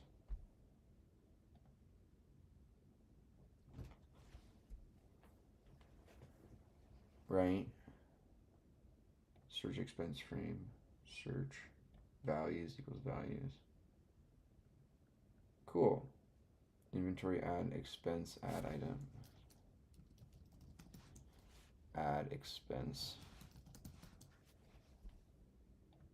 So now let's this add item label. This should say add expense label.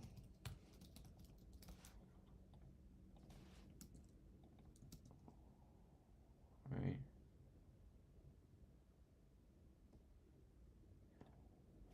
Date.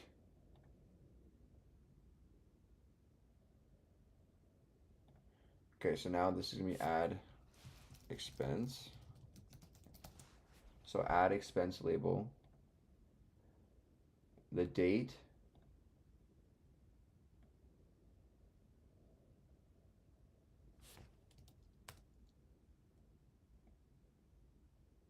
So date entry label.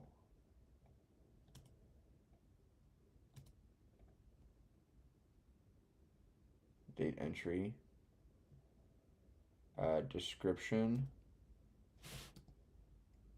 entry. Take out the item.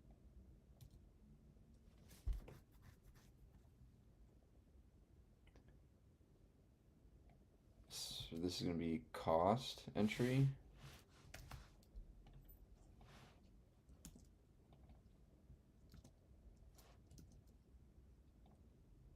Oh. Cost entry. Cost. Shift, Control Shift L or Control Shift, and then arrow keys to do bulk renames. Control Shift. Okay, let's try that.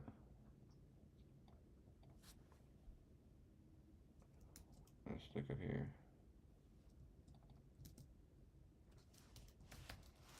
That's entry.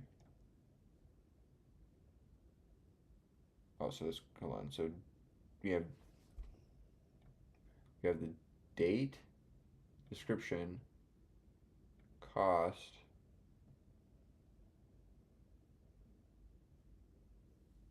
so this is going to be a combo box on the expense, the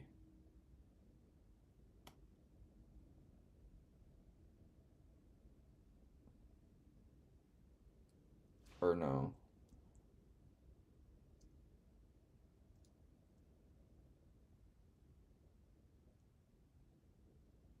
Or let's think here. So we have the button add expense. So we need the label to stay. We need the label to stay for date, description, cost, category, method, note.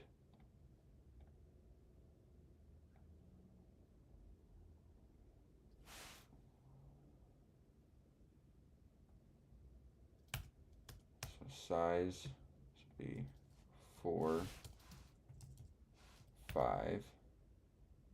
We're not using row 6 anymore.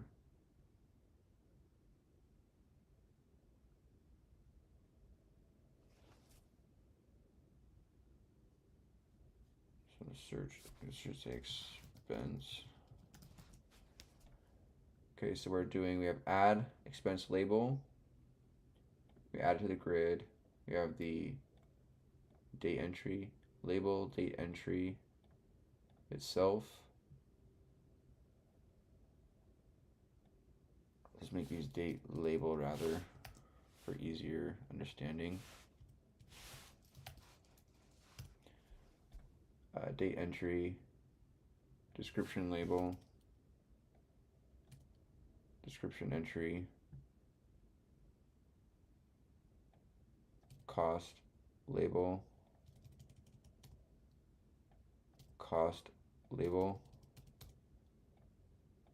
cost entry, right? And then we have a button. So what happens if I run this? Items, expenses. Okay.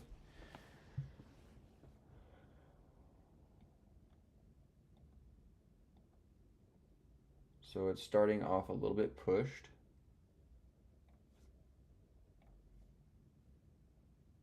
Right, off to the side here. So we need to make this smaller slightly, because we have a bunch of other ones as well.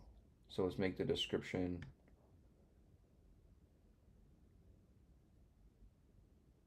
heading smaller. So here, width is going to be, min width is going to be 250, width is now going to be 300. Now if we run,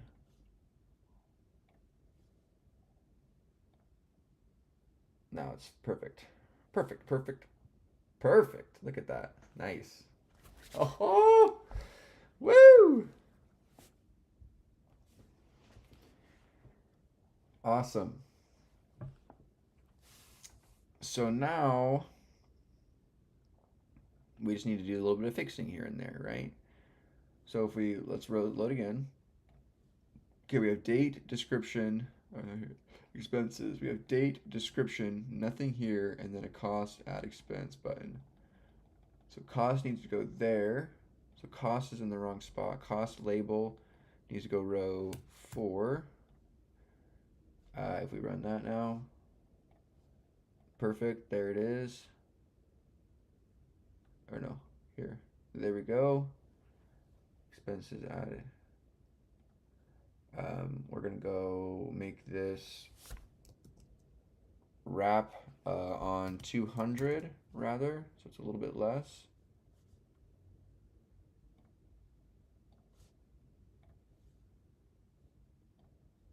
Perfect. Expenses, add expense, expenses, search expense. And then we're going to say, I'm going to remove this. We're just going to say add expense rather. And then we'll say search expense as well.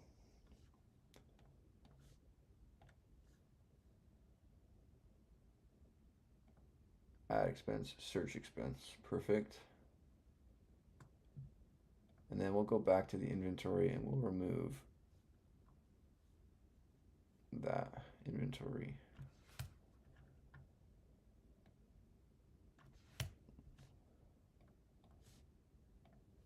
Add item, search item. So we need to move in the wrap even further on this add item. So let's make the wrap 180. So we get that add item to wrap down. Nope, not enough. 150. There we go. Add item, search item. Nice. Or do you guys not like, did you guys like it before with the wrap as it was? Like that, add item. Kind of like that. And search item like that is fine. Because this wrap is at 200, right? So, what do you guys think? Hey Anton, welcome back, dude, on Twitch. Appreciate you for coming in on Twitch. Like 3 days in a row for you, my friend. Thanks for just joining me, dude. You're awesome. All right. Now we have that going. Perfect.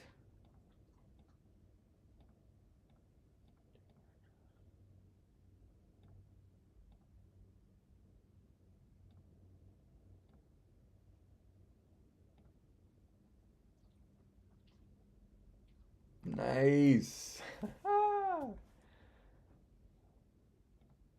This is awesome. Okay, so what we're gonna do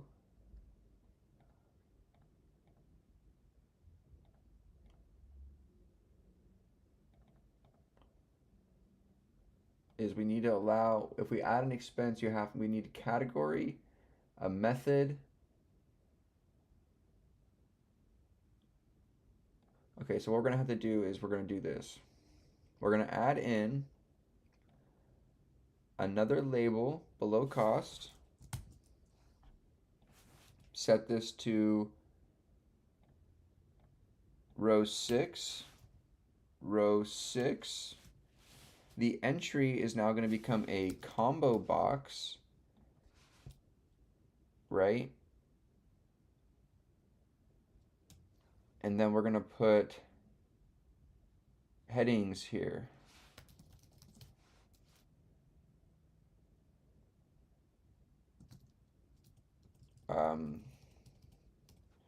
Combo box, and then we're going to say the values equals to headings.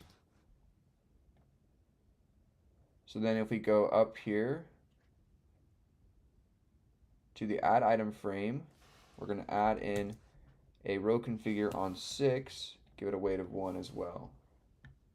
So now if we run,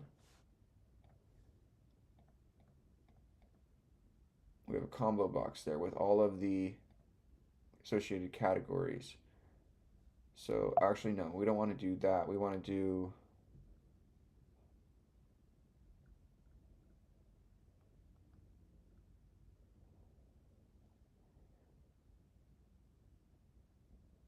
um,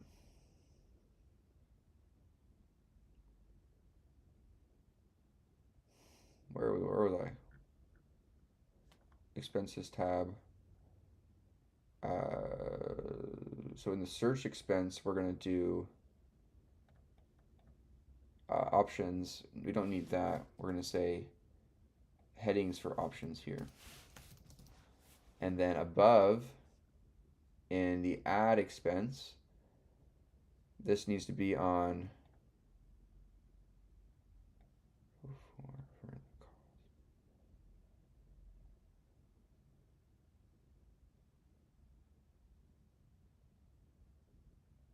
where'd that go?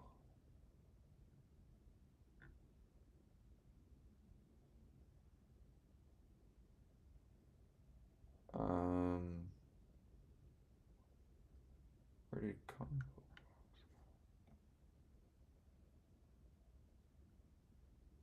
Oh shoot.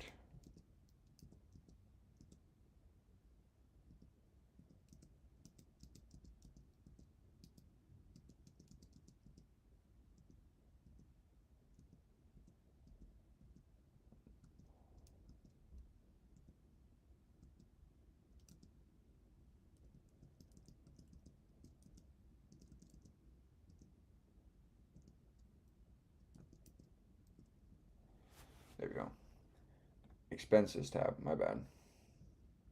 So in the expenses tab, let's make sure we didn't break anything.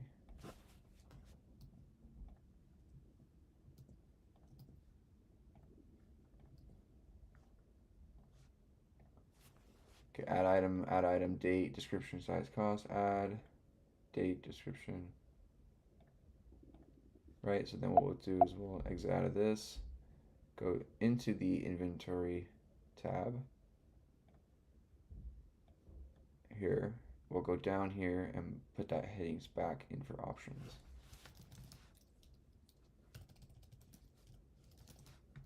And then remove this. So now if we go back to the expenses tab. Man, I've been learning Python in school for about 2 months, and you are much further ahead of me. Looked at Leet code problems the other day, and it was like reading Spanish. Keep up the good work. Thank you so much, TechBite. I really, really, really, really appreciate your kind words, and thank you truly. I often have no, correlation or perspective about like where I am in relation to other people or peers because I've been doing this solo. So I really, really appreciate the feedback you gave me there.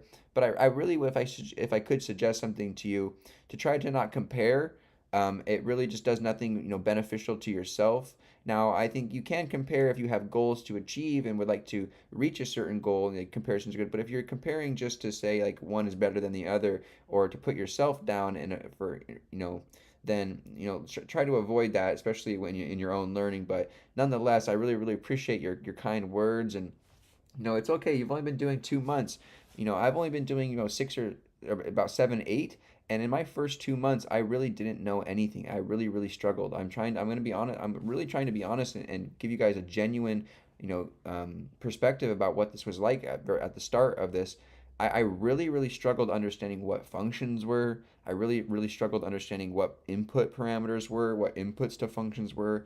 I really, really like struggled with understanding like what how with what really struggled with classes and object-oriented programming. I had to think about it for almost a week straight before moving on to the next lecture because I had to just grind in that I was initializing objects. I was creating blueprints or objects in code, and I had to really think about what that actually was on a core level. And when I was able to finally wrap my head around and understand, it really clicked and I was able to really move forward in my progression. So you've only been doing 2 short months, so that's really, really nothing in the grand scheme of your programming journey so far. And in my case, 8, 7, 8. So I'm still a beginner as well. And I really appreciate you coming in here, Tech Bite. Thanks so much for being here, and consider following along and joining me every day. I stream every single day around 7 p.m. PST. All right, we're at 1,612 subscribers, so we are moving up, you guys. Thank you so much for the support. I have a Discord link down below where you can get access to a roadmap of all my learning so far. If you'd like to take advantage of any of the resources that I personally used so far completely for free. Okay, so this is what we're going to need to do. In the search expense, we have a cost label and a cost entry. We're going to duplicate this down, set these to 5, 5, make this 6, make this 7 rather, make this 8 rather. We're going to say this is going to be the category label.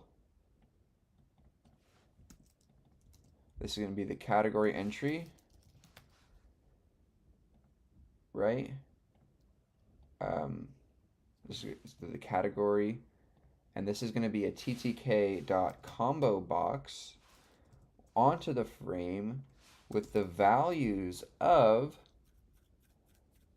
a temporary list called categories. And what I'm going to do is I'm just going to temporarily set categories equal to a list here of test cat 1, test cat 2, and that's it, right? So we'll make a database that the user will be able to add their own categories and whatnot and methods. So then let's go ahead and duplicate this down. I'm going to say that this is going to now be the methods, test method 1, test method 2, right? This is the method label, methods, method. This is category, right?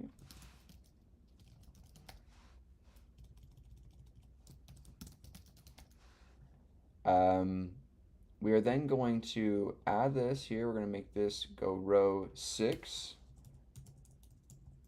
row 6, and we're going to put the category, this values to methods, right? And then we're going to take this cost label chunk, move it down below here, like such, and then make this the note label, or the note. We'll make this the note label, and then the note entry. right? And then this is going to be set to 7. And then this comes down below there at row 8. So now what we can do is go up here to our add expense frame, duplicate this down 5, 6, 7, and 8. And now if we run app.py, boom, we have our add item right here, right? Date, description, size, cost, add. Or you can search by ID, date purchase, date description, size, cost, or status, right? Or now you can go to expenses and boom, no, we have a bug. So expenses, we're missing a input on cost here, but we have, okay, so hold on, let's go down here. Add expense, cost is on 4, combo box is on 5.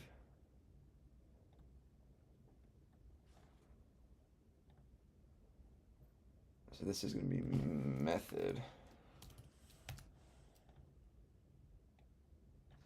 method.grid and category.grid.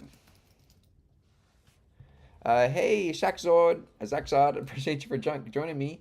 I started this actual revamp of our project only about 5 days ago.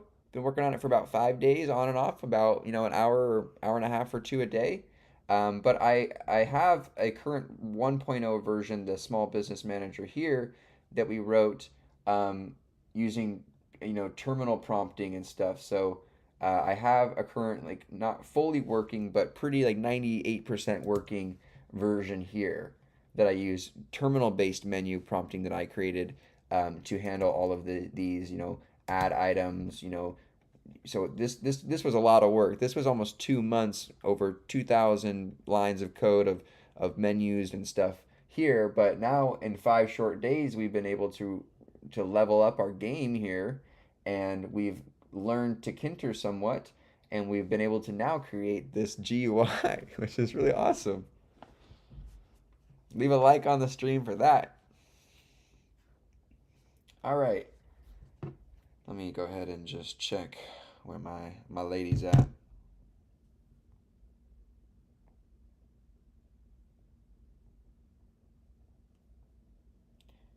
All right, she's on her way.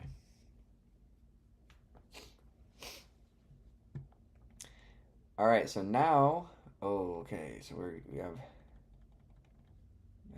okay, so categories, category label is this label category. Category label.grid.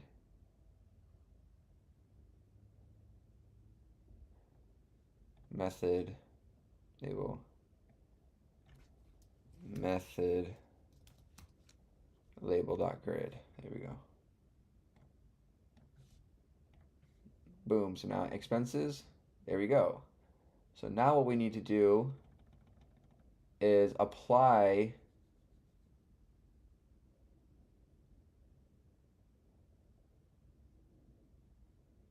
a weight to this.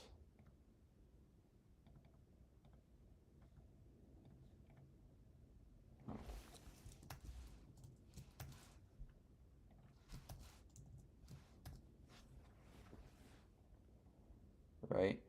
Or we'll just give it less padding. So I'll go up to my add item, add expense frame, and give it 10 padding here.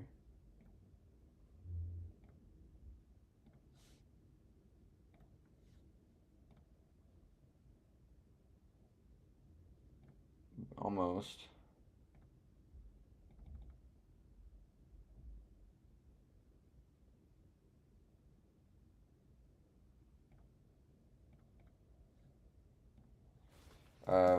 Can I directly set the size of a combo box? Yes. Options width 20. Okay. So maybe let's make that go back to what it was, 20. And then let's set the combo box for the category here to a width equals 10. See what that does.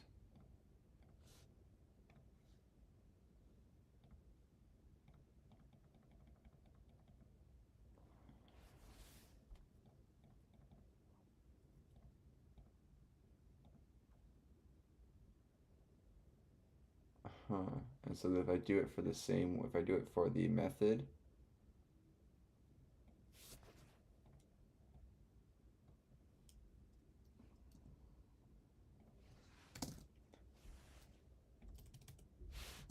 do I get that same cutoff effect?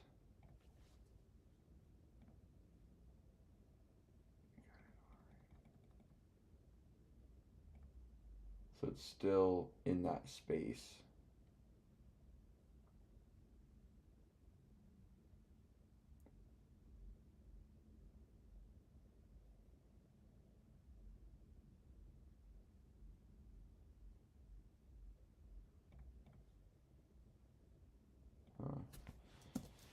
When I set the width to smaller, it still has a box invisible around it for the widget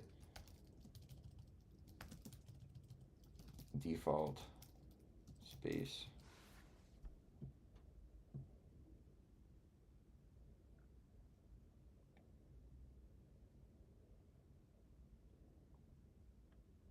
Pad 0. So pad 0 on that. So let's go to the combo box dot grid. We'll say pad x0, pad y0, and see what that does.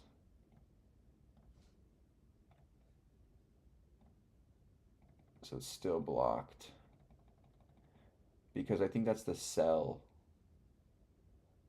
right? It's not that actually.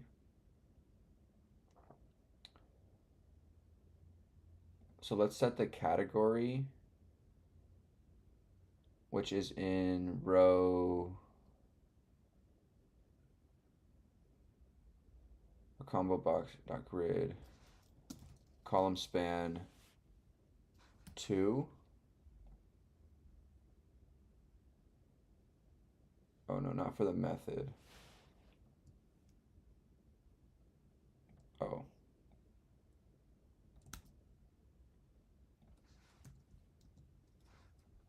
There.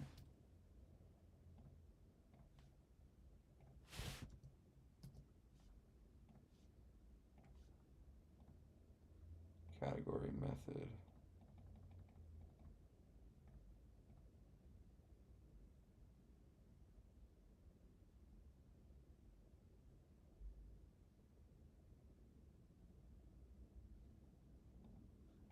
So we have, that didn't do anything. Column span 2. If I say 3 here, does that do anything? No. Still blocked by that widget. So I'll just lower the padding slightly on this down to 15. And now we should be able to see category there, and then method, and then we'll make those a little bit bigger. So we'll set the width to 20 and 20. And now we have that. Now they're really big. They're the full size. So what do you guys like? Do you guys like the shrunken look, or do you guys like the full size look? Well, now it's blocked off. So let's make it width 15. Cut the difference.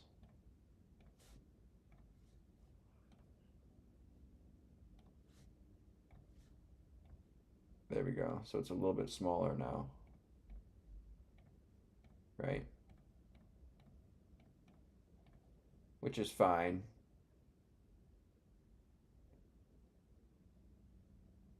Right, or we could sticky these to the left.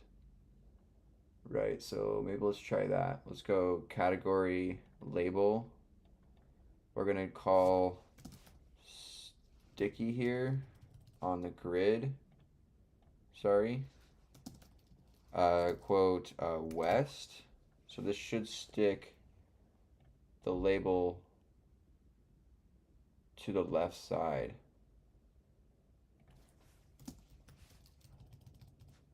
Can we go, is it labeled justify? Yeah, if we go left here, and then let's not sticky, rather that. So now we go to expenses, category. It's kind of more on the left, I think. Let's make them, let's justify the method left.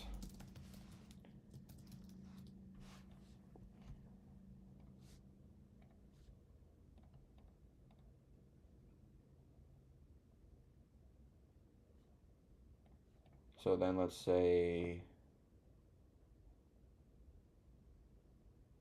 I don't think that did anything.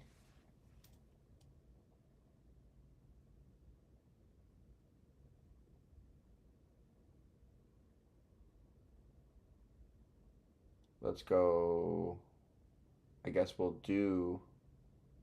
try the sticky west on the combo box. No, not on the category, on the label. Right there.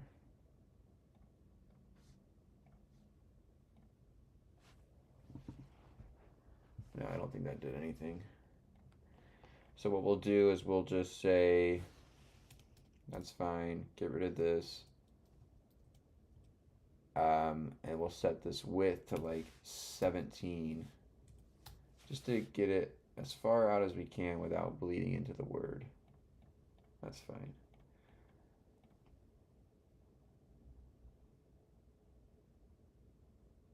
So then should I set these other ones to 17 as well to match? So I'll go here, width 17, width 17, width 17, width 17, width 17, width 17, or sorry, the label's not going to be width 17, right? The entry will have width 17.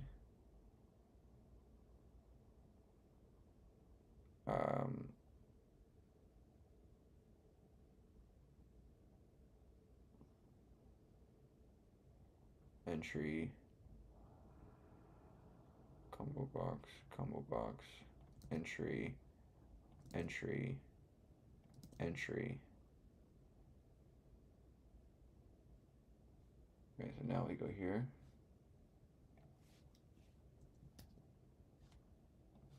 Launch.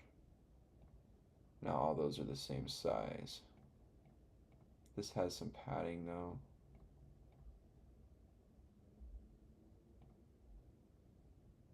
Huh. Whatever, I'll leave it off. Doesn't really matter. 15. 15. Cool. So now we have an inventory that has all of the headers associated with our inventory database.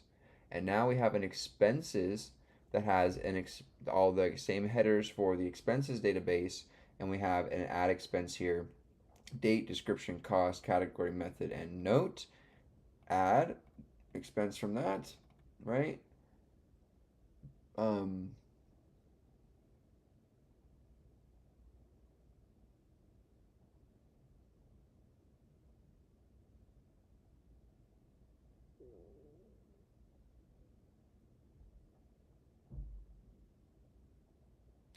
And then we have an item search via all of those, or an inventory search via all of those. Right? So pretty cool. Nice.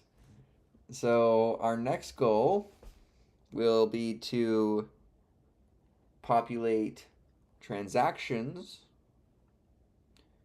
and then we'll need a transaction. We'll have to make a transaction class, which I don't have yet.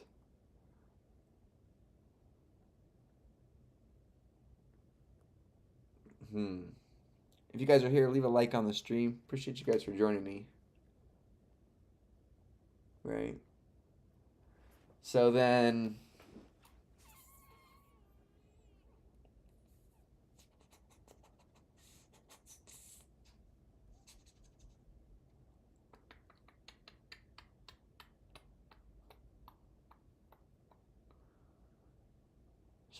we this is what we got here. And so now what we can do is we'll need to link the databases to the classes so we can fill in individual items and see them load into the database, right? That'll be a one step. Obviously, populate the transactions matrix with added transaction, search transaction. So it'll be a similar format again.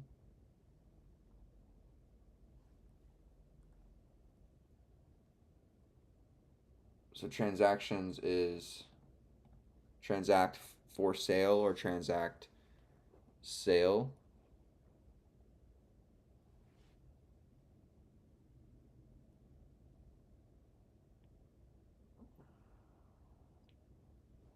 So maybe transactions will be sales rather than transactions.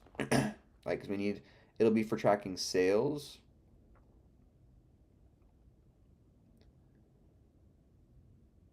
What goes on the income statement?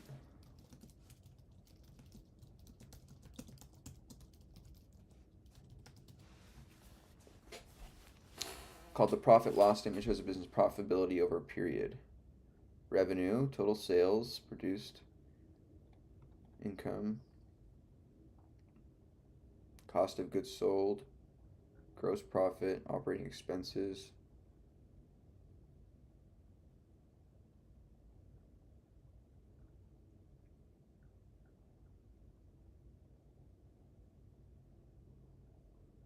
Net profit. So income and expenses goes on the income statement. Transactions would be sales then, tracking sales.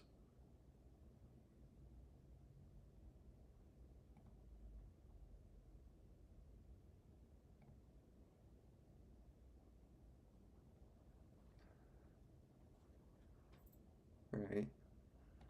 It's a little slow. Is there any way to speed it up? Speed it up.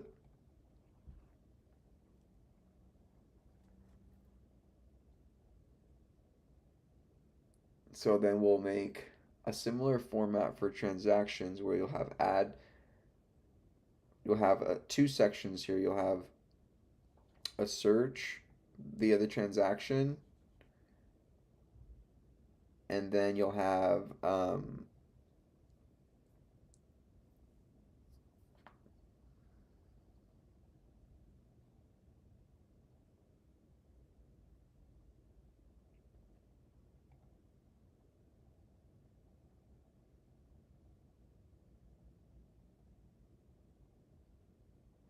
so we can basically make select queries and populate this matrix with those select queries. So at the start it'll be all of them, and then if you make a GET request, a post request, no, a GET request for some information, we'll make a select all from inventory where ID equals whatever they put in, or cost equals this, and then populate the matrix there like that. That'll work. So the transactions will be similar in format to the expenses, but we're going to have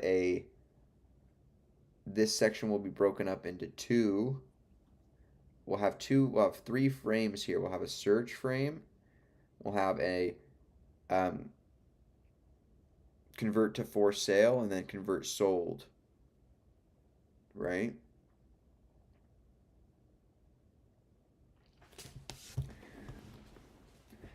Yeah, so let's quickly, I think we can quickly jot that up here in the next 20 minutes.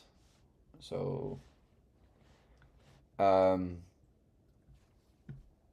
so we're going to go to our expense tab. We're going to take our matrix frame, our add frame, right? Let's go to the transactions, copy this in, matrix frame. This is going to be the add. This is going to be convert for sale or for sale frame, right? And then we're going to go back here and take the search expense frame here.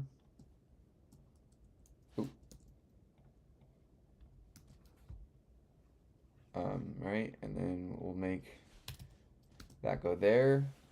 Search expense frame. So now we should have our 3 frames on our transactions. Perfect. But I'm going to split this second frame into 2 frames, or this section into 3 individual frames. Or conversions.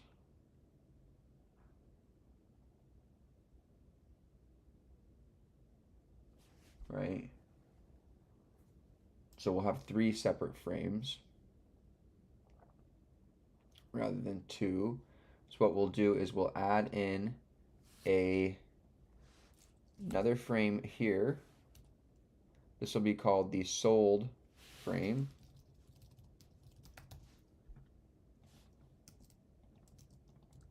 Right? And we're going to place this frame, this top frame goes at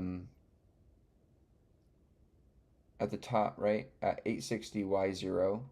So 860 y0. For a height of this, we're going to divide this by 3 now. Right? And then we'll place this at y. This is at y370, so this has to come down to like y500, and then this has to go to like y250 or something like that. So let's see what this would look like. Dude, oh my gosh, I just guessed, and that's really close. That was all guess. Holy crap. That was really close. So then we'll say, we'll make this come down minus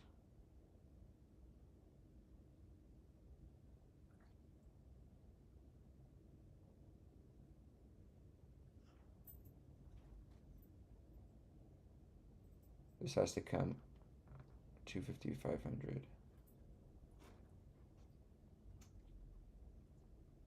So this has to go like 245 and 495.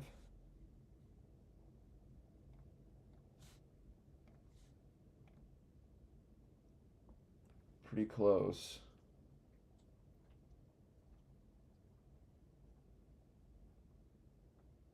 Right, this one's just a little off on the bottom.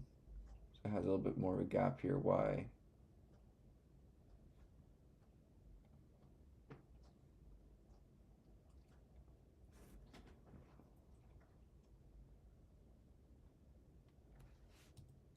$480.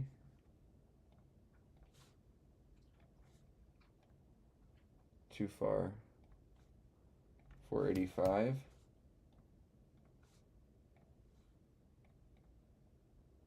Not enough. $490. And just right about.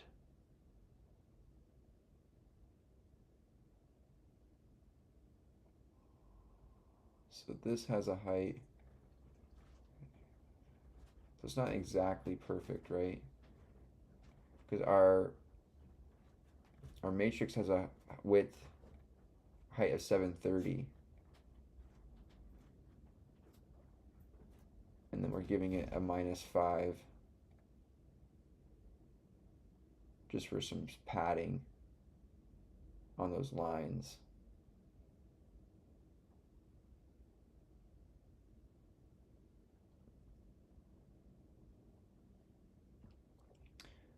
So let's say we can just adjust this to like 92.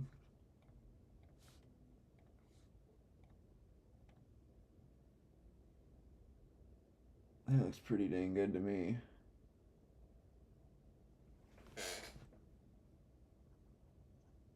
That looks pretty good.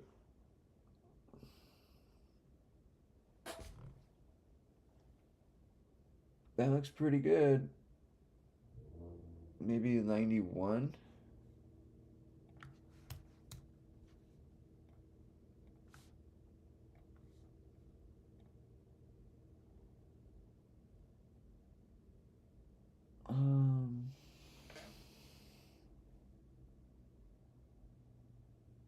Yeah, that looks pretty dang good.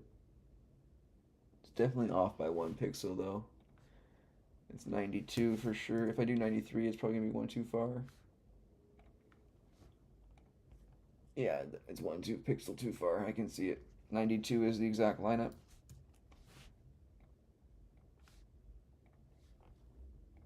Perfect. Right there. Nice. So now we have that. And so what we'll do is we'll come over to our expenses. We'll grab our matrix.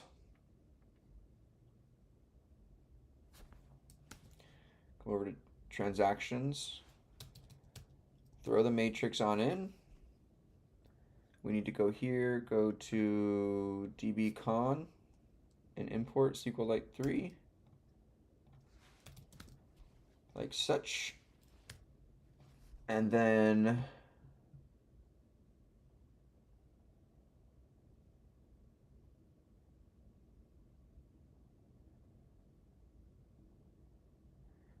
so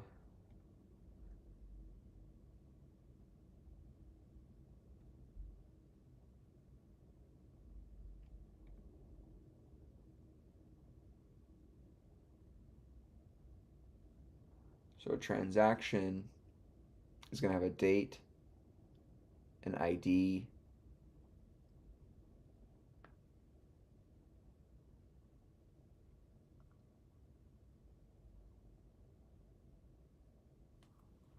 right?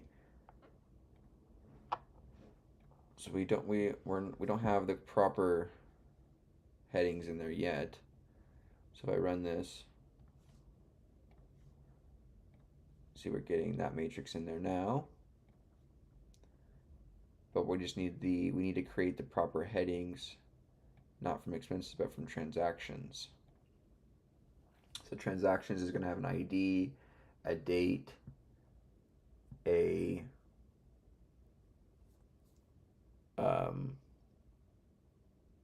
type, a transaction type,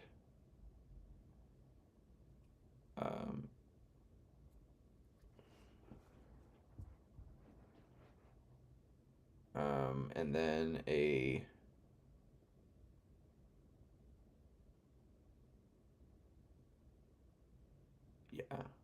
so a transaction, let's go classes here.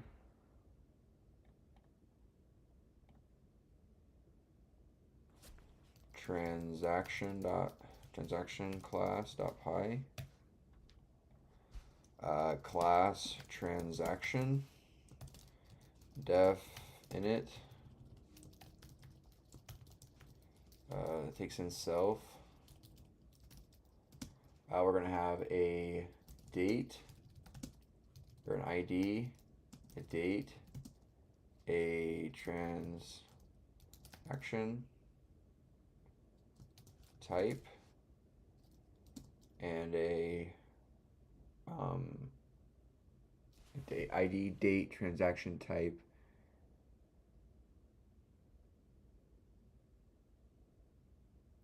and then item ID,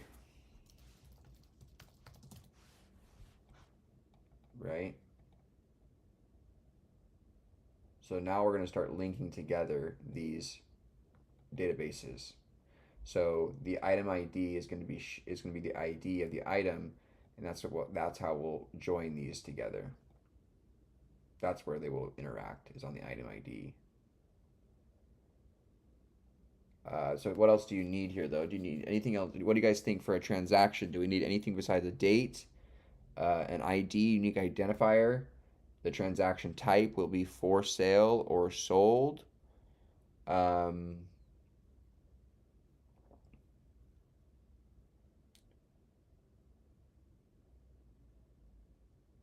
and then the item ID, obviously, of the specific item transacted.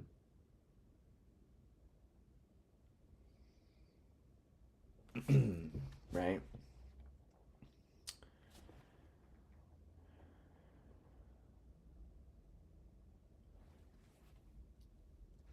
So this will be self dot ID equals to ID dot date equals to date, transaction type equals to transaction type, self dot item ID is equal to item ID. Okay.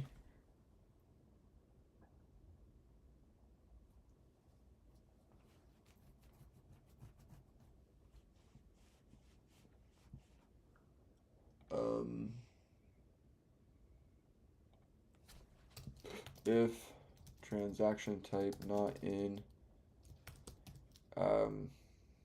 for sale, is that a status? So going to item class, inventory, for sale, sold.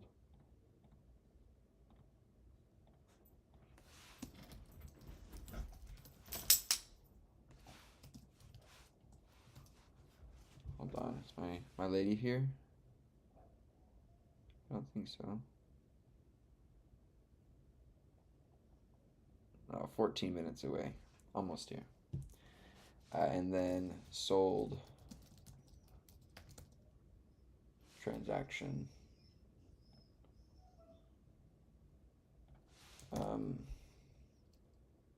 If not in that raise value error,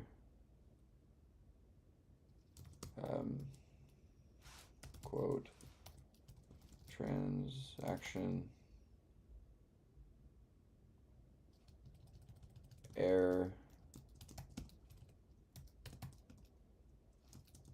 transaction type must be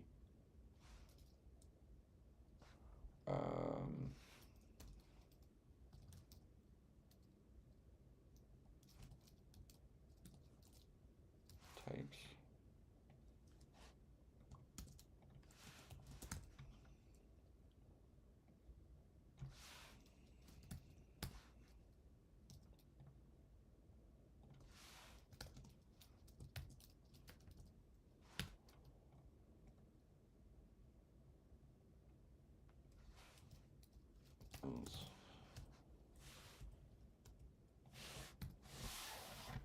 Okay, so we force them to give a transaction type within these two. These are our two transactions.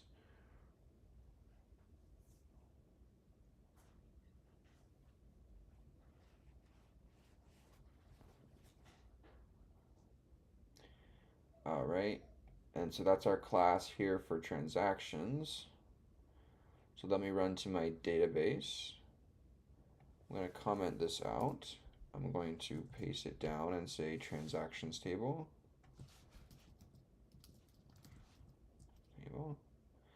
Create table called transactions. Or let's go ahead and git add all, git commit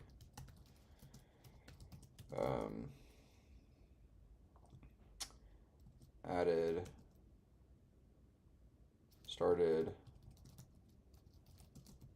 transactions GUI, and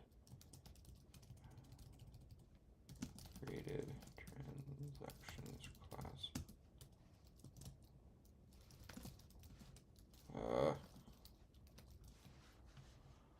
Okay, so now we create table transactions, ID, primary key, date,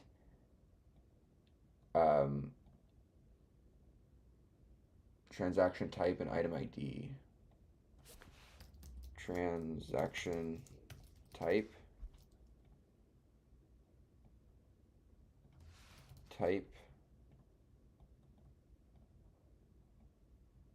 oh, we don't need a cost, don't need a category, note, item ID, how to link a item ID to a transaction DB that has item ID. Foreign key relationship.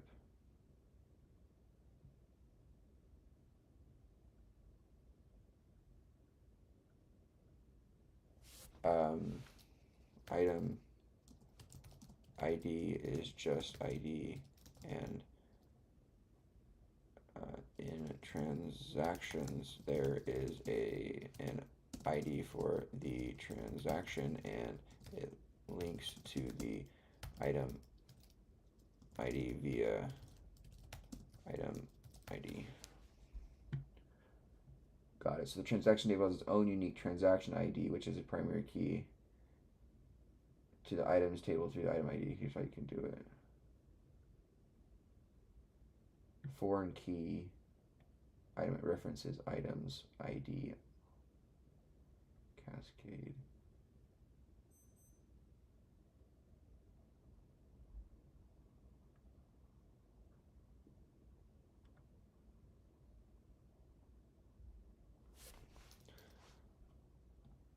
What is the on delete cascade?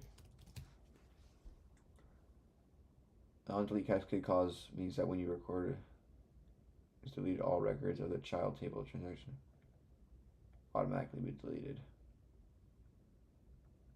I don't know if I want that. So we'll say foreign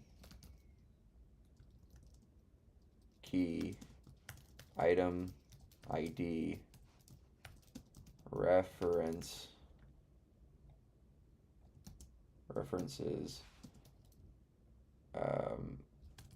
inventory ID.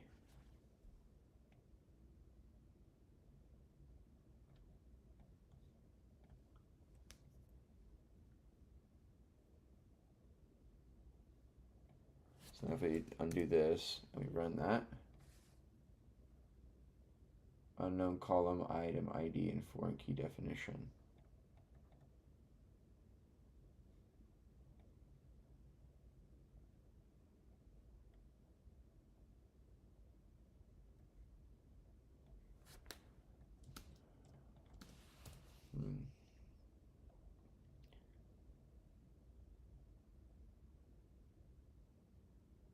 You need to ensure that item ID column is defined before you reference it in the foreign key.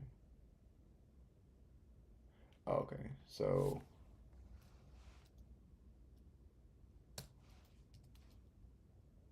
item ID is an integer.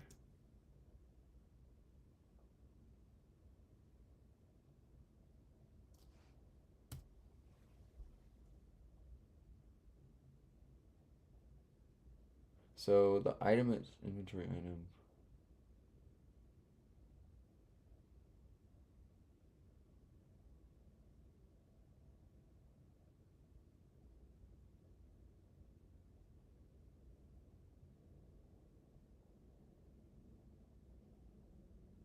Okay, so we need an item ID.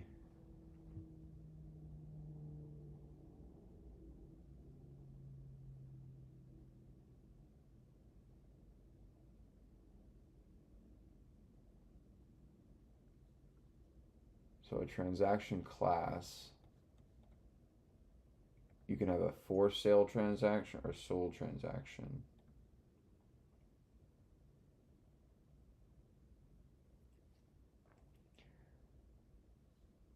Right, so this will be just ID, date, type. So how are we going to record the sale?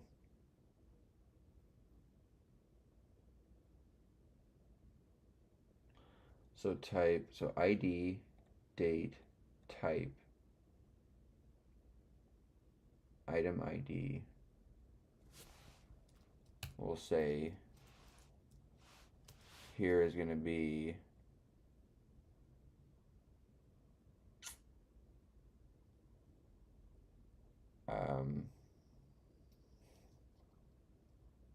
amount integer is a integer.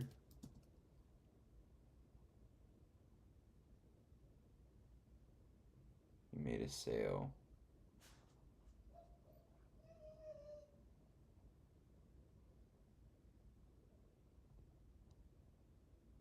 I'm gonna have to think about this one. All right, you guys. I think my lady's here. I'm gonna have to call it for here. But I really appreciate you guys joining me. I'll be back tomorrow, 7 p.m. PST. Join my Discord link down below. You can get access to all my study resources. Please follow and subscribe to my channel. I really gotta head out here though. But thank you guys so much for joining me tonight. We streamed for just under 3 hours. So we're doing, we've done 3 hours minimum the past, couple of days so far. So we're really grinding here. But anyways, I gotta get going, guys. See you guys tomorrow. Bye.